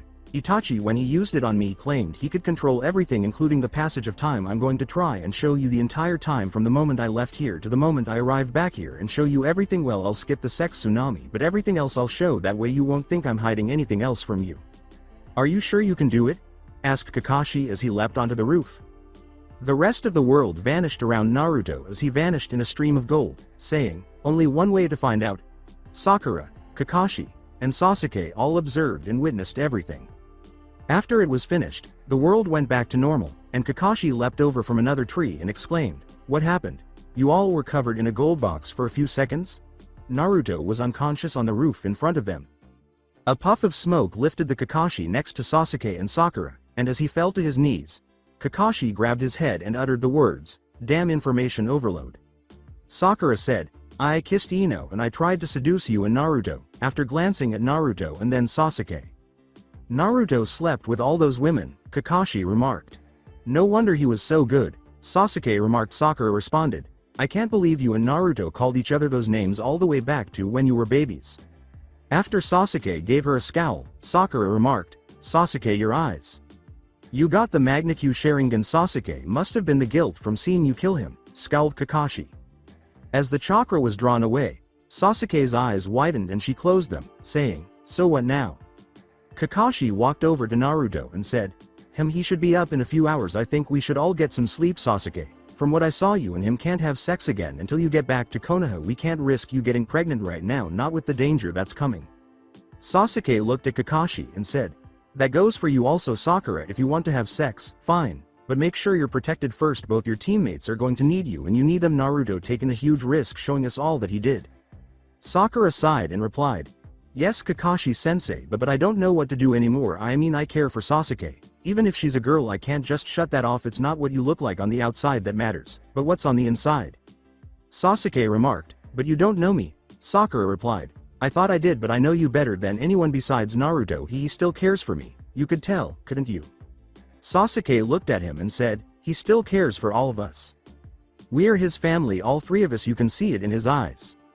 He died 1,000 times for any of us. His looks have changed and he's smarter, but his heart is still the same. He would become a father to Inari and a husband to Tsunami, a maid to Hana, and something to the others as well. You can't just turn that on or off, but he's scared now after having all of it coming together and then losing it like he did. He's afraid if it became real and he lost it again, he wouldn't be able to handle it. Sakura remarked, then what should we do? Sasuke puckered up and replied, we keep his secrets. Kakashi-sensei, when you sent for backup, did you tell anything about him being immortal or about what happened to him? Kakashi nodded his head and said, then don't. If Mythos shows up, I'll set him up at my clan's land like before. Well, come up with some story for him, maybe a historian or something, since he knows so much. I could claim I want him to research the history of my clan since they're all dead. That should keep people away from the truth about him. We keep the fact I'm a girl a secret from everyone but the Hokage, since he already knows. If Itachi shows up, I'll use Tsukuyomi on him and talk to him. Sakura, you and I will talk to your mom. Maybe she can help answer questions for me about being a girl with your help, since she already knows the truth. Sakura breathed deeply as she gazed at Naruto and replied, Sasuke, for years I've chased you, but for years Naruto also chased me. He's tried to help make me happy when I was sad, be there for me, and he's the only guy who's ever actually been nice to me. If it's alright with you, can I date him? Also, I don't mean I want to have sex with him, but I would like to get to know him better, and you also. I want to figure out my feelings. If you agree, then maybe we can make this better for all three of us. I can help get rid of some of your fangirls by claiming the guy you and I are going out, but in truth you, Naruto, and I will be sharing each other. Sasuke replied, You're not going to try and steal him from me, are you?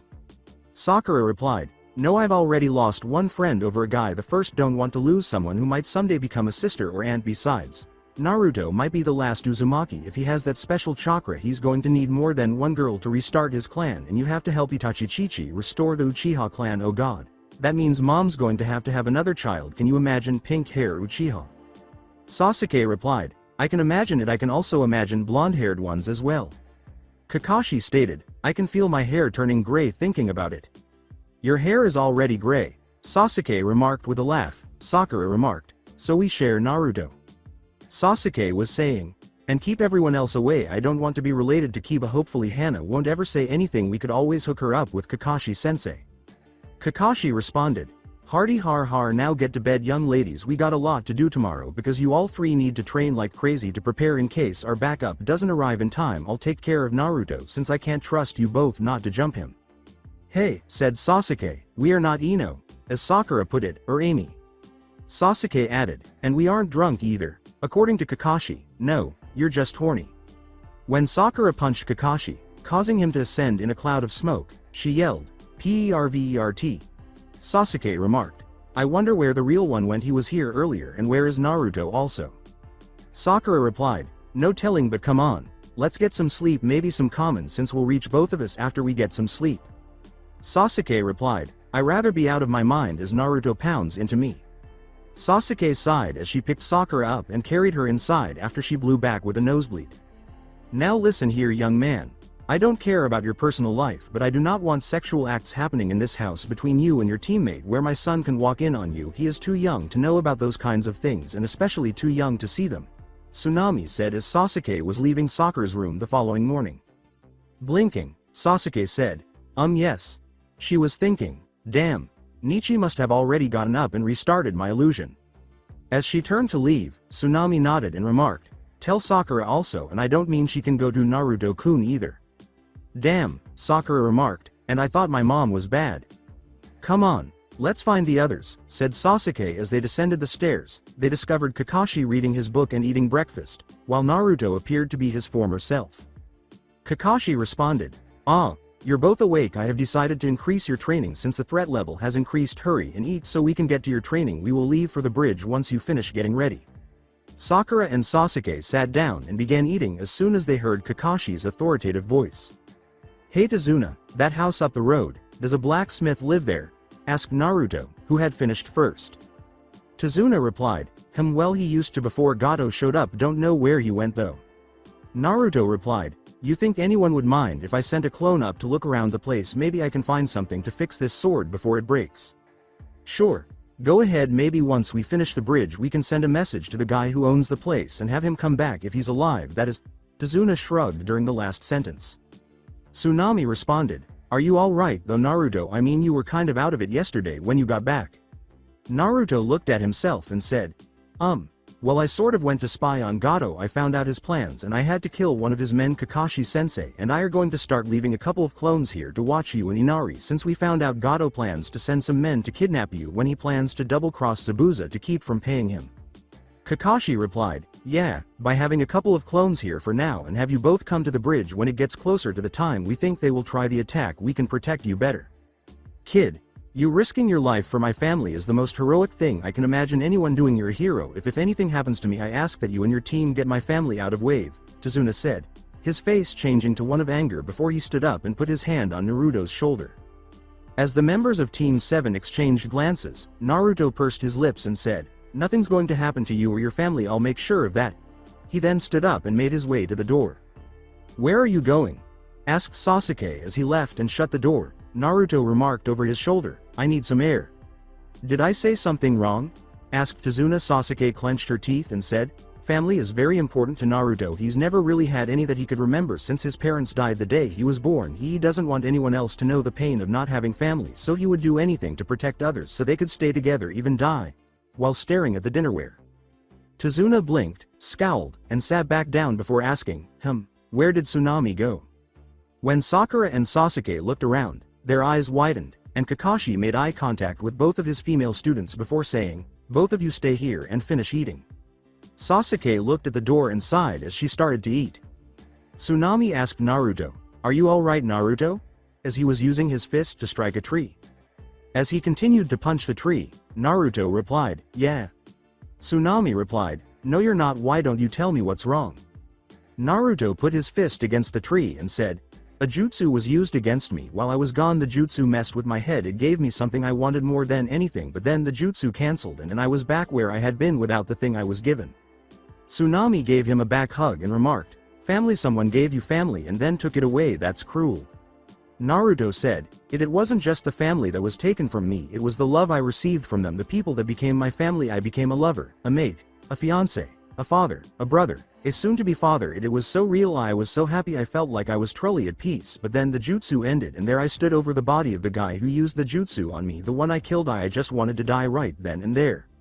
Tsunami said, "I know how you feel. When Gato killed him, my husband, when he was taken from us, I wanted to shut down, to lock myself away and cry until I died, but I couldn't." When she rested her eyes, turning around, Naruto uttered, "Your family, Inari and Tazuna."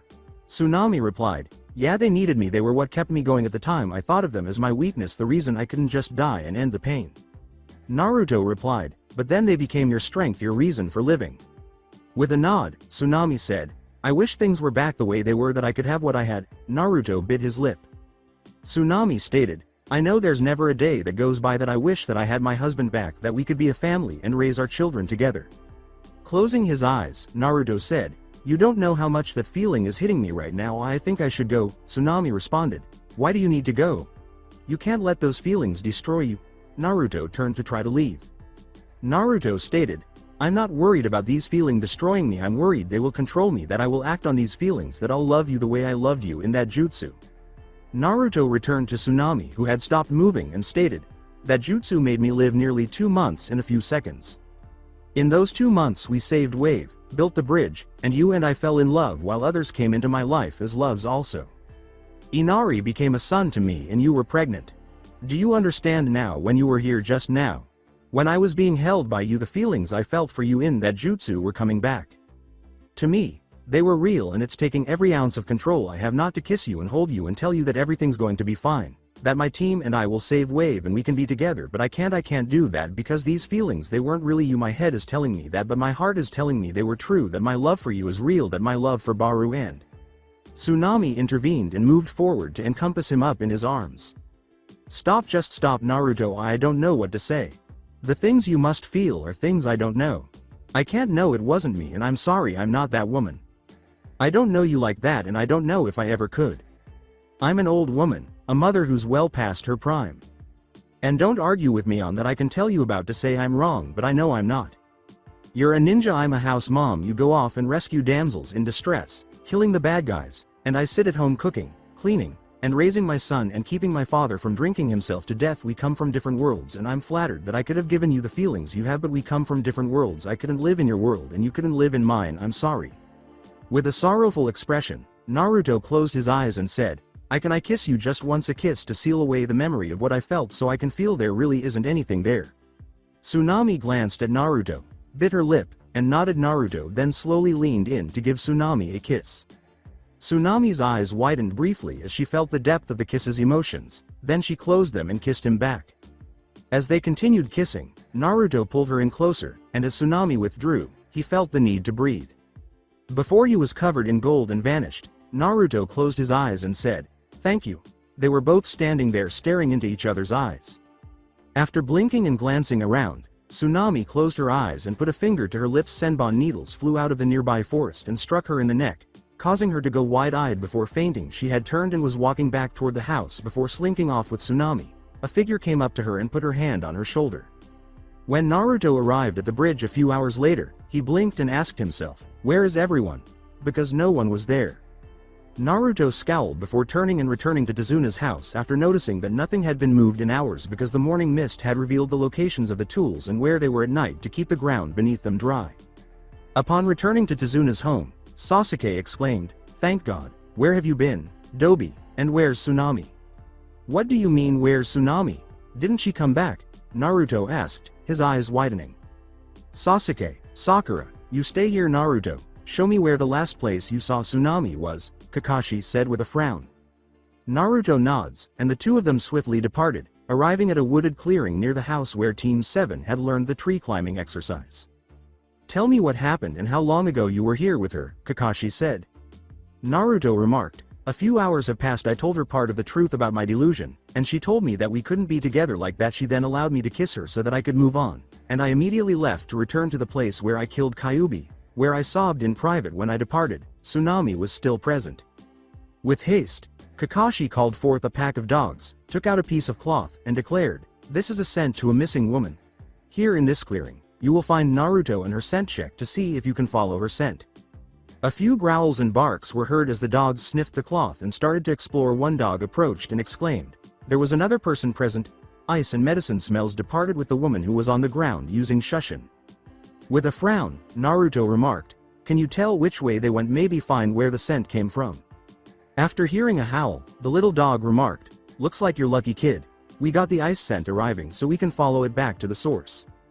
Track it, and when you discover where it leads, come back and find me." Kakashi said, "You cannot allow your emotions to interfere with your efforts to save her, Naruto, or she will perish. However, Sensei, she wouldn't have been out here and wouldn't have been captured if it weren't for me." Naruto remarked, "I'm to blame." "Maybe it was, maybe it wasn't." Kakashi remarked, "No one will benefit from you blaming yourself. You must relax and get ready. We can make plans to save her once we know where she is." Frowning, Naruto said, "All right." Before they all head into the woods, the small dog nods and rushes to join the others. Kakashi replied, "Come on, let's go back and tell the others what we found and then rest so we can be ready." Even though a small fox dressed in gold materialized in the woods behind them before trailing the dogs, Naruto nods and closes his eyes. After guiding Naruto back to Dazuna's house, Kakashi said, "All right, pay attention. We located the last known location of Tsunami. We also discovered that another shinobi had taken her hostage in order to rescue her once they discover where she is being held. I currently have my summons following their trail." While Tazuna looked down and prayed in silence, Inari hurried up to his room and started crying. Sasuke quickly took a seat beside Naruto at the table, while Sakura took a seat across from him. "It's not your fault, Dobi," said Sasuke. Naruto stood up and ascended the stairs, saying, "Yeah, it was. I wanted something I couldn't have."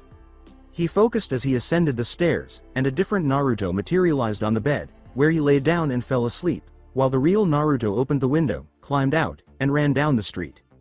When he eventually arrived at the blacksmith's home and observed multiple Kage Bunshin at work, he asked, "How much longer?" "It's been 4 hours, boss," a Kage Bunshin said. "We had not had time to treat the guard, so we reforged it, removed all the rust, and sharpened the blade to its original level. It will have to do for the time being." Naruto stated. He took the blade and tested it briefly before decapitating the Kage Bunshin in front of him, and all the other Kage Bunshin vanished in smoke. Tsunami has been kidnapped. When he returned to the clearing where he last saw Tsunami, Naruto quickly dropped the illusion on him, made a black battle cloak appear, secured his sword in it, and then darted into the woods, where he discovered the mark the fox had carved in the ground of the Watcher's symbol and started to follow the trail. As she gazed at Naruto on the bed, Sasuke said, "Dobi, why won't you talk about it?" "I'm just tired, Sasuke." Naruto sighed. "I'll talk after I take a short break to handle this on my own. I need some time." As she left the room, Sasuke pursed her lips and remarked, "Fine, Dobi, but remember, Sakura and I are here for you." Naruto whispered, "But for how long before you're taken away also?" After she had shut the door. After Naruto returned to the woods with 20 Watcher symbols, he soon arrived at a clearing where the dogs had circled the fox and were all growling at it. The fox vanished in gold as Naruto sighed and uttered, "Hey, remember me?" According to the smaller dog, who was observing him, "You smell like that Naruto kid." According to Naruto, "I am him. I look like this in real life. The fox belonged to me." "Why are you here?"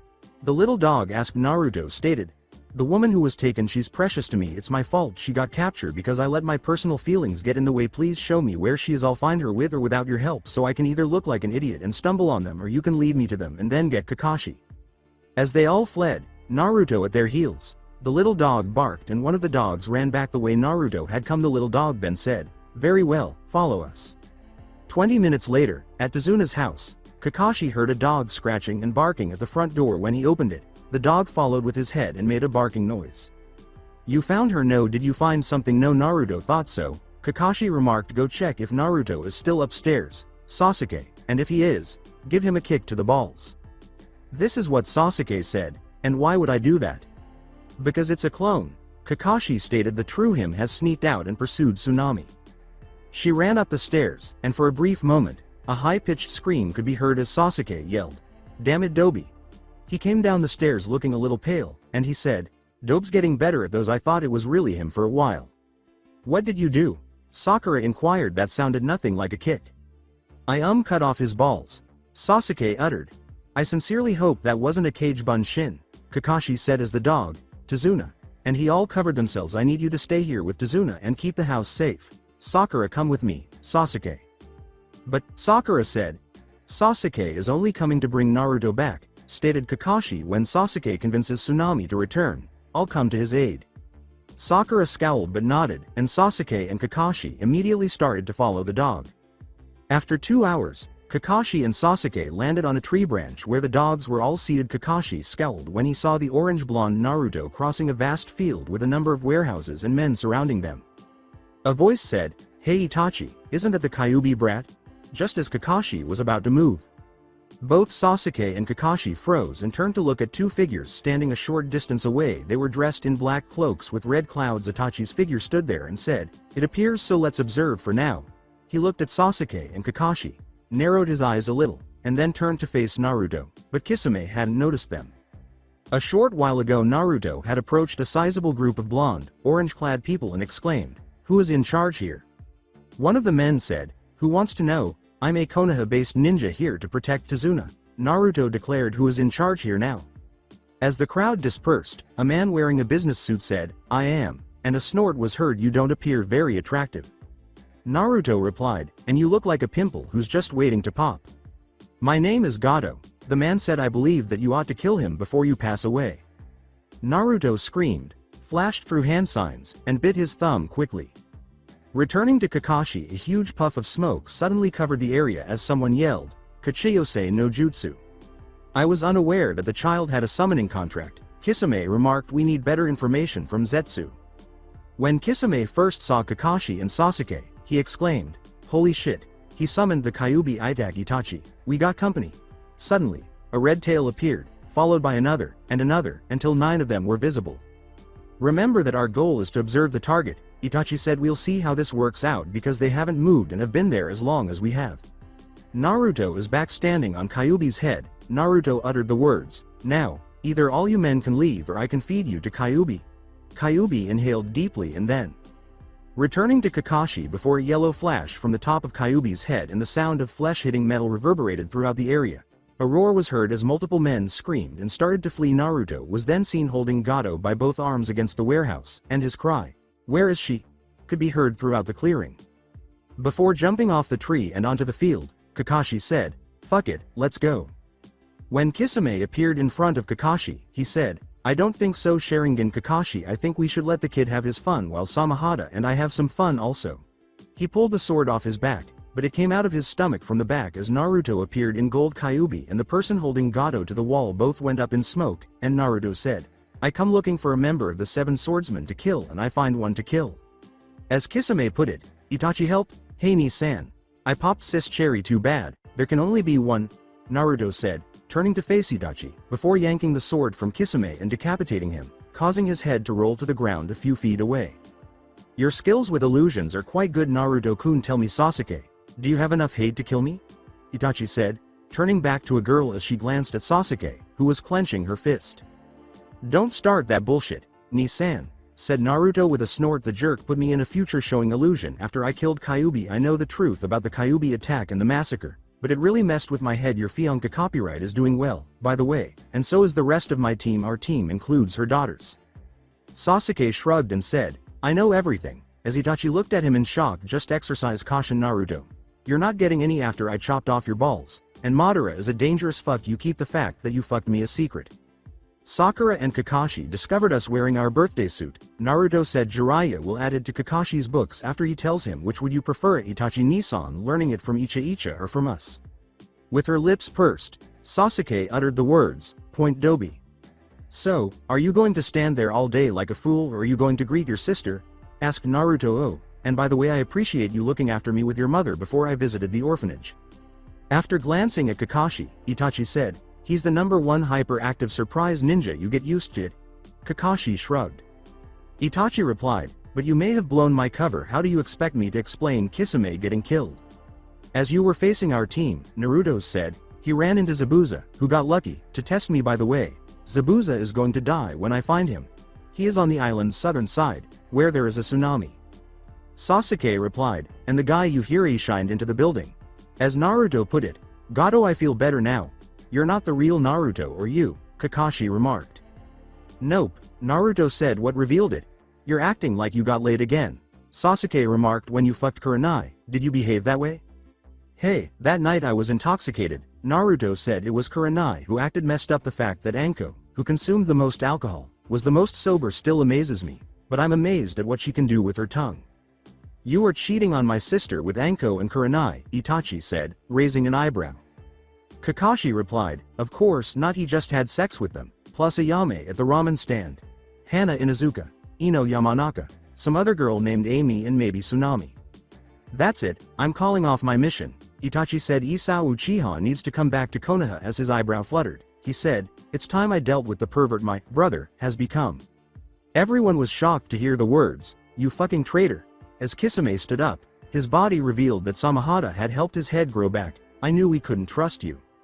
Black flames erupted from Itachi's eye and engulfed Kisame, causing him to scream as they continued to burn him while Samahata continued to absorb the chakra from it. Itachi said, Amaterasu. When Naruto noticed this, he swiftly cut off Kisame's hand holding Samahata, causing the black flames to swiftly burn Kisame's body. Naruto then screamed as the flames engulfed him, causing him to explode into gold. Samahata crawled over to Itachi after that, who picked it up and remarked, so you chose me, huh? How did that sword do that? Asked Sasuke. Samahata is alive. Where is Naruto now? Itachi said. At that moment, a crack was heard and a blur emerged from the trees, revealing Naruto's form covered in senbons and appearing to have been severely beaten. A second figure, dressed as a hunter nin, then materialized in front of the trees, saying, for what you did I shall kill you. As he stood up, senbons nailed him in the brain, causing him to fall back to the ground dead. Once more Naruto gasped for air and said, take a number, bitch. You kidnapped someone precious to me. I killed someone precious to you. It's not my fault. Your medicine made him an easy kill. Itachi was about to move as he hit the ground when Sasuke's strong ki was sensed. She yelled, you bitch, and charged forward, only to have a sword stab the masked fighter through the back and out of the chest. When they saw Tsunami, who was panting heavily and holding the handle of the Naruto sword that she had used to stab the phony hunter nin, everyone froze and blinked. Tsunami collapsed to her knees in tears as she turned to face Naruto's body. After a few minutes, Naruto woke up to this scene and exclaimed, hey, what happened? Why is Itachi here and why is Tsunami crying? Instead, Itachi and Tsunami both appeared shocked, and Tsunami exclaimed, Naruto, but how? Naruto replied, it's a kind of magic, so can anyone tell me what's going on? Kakashi responded, well, you snuck out, followed my summons here, summoned Kyuubi, scaring away the army of mercs I think we're about to fight, attacked Gato, created a clone who came back hidden and killed Kisame while the real you went to find Zabuza, then you came back here looking like you got your ass kicked and died, but you got better. So where's Kisame body? Asked Naruto. I destroyed it, but how are you alive? Itachi said. With a moan, Naruto uttered, long story, according to Itachi, I got time. Sasuke replied, by the way, your clone said something that pissed me off. I'm going to break what makes you a man for doing that. With a sudden paleness, Naruto said, try it and I'll show the world your first word. Itachi said, ramen, what about it? As Sasuke went pale. Wait, Sasuke's first word was ramen, what was mine? Said Naruto, blinking. Itachi responded, well, you and Sasuke both had a habit of trying to repeat what you heard. Sasuke first heard raining and said ramen. Your first word you heard and tried to say was tornado and you said tomato. Sasuke replied, are you sure you're not wrong? Itachi, Naruto the ramen addict. This is what Naruto said, and Sasuke the tomato head. Nope, Itachi said. Tsunami stated, I'm just glad you're alright. I woke up and was so scared seeing you and that girl fighting, and I saw your sword in that guy's chest when you got kicked out the window. With haste, Naruto approached Tsunami and uttered the words, shush, it's alright, everything's going to be alright now. Kakashi asked himself, is it? Who knows? So that's it for today. I hope you guys enjoyed it. Don't forget to like, share and subscribe to the channel for more awesome stories like this. Thank you. See you all in my next video.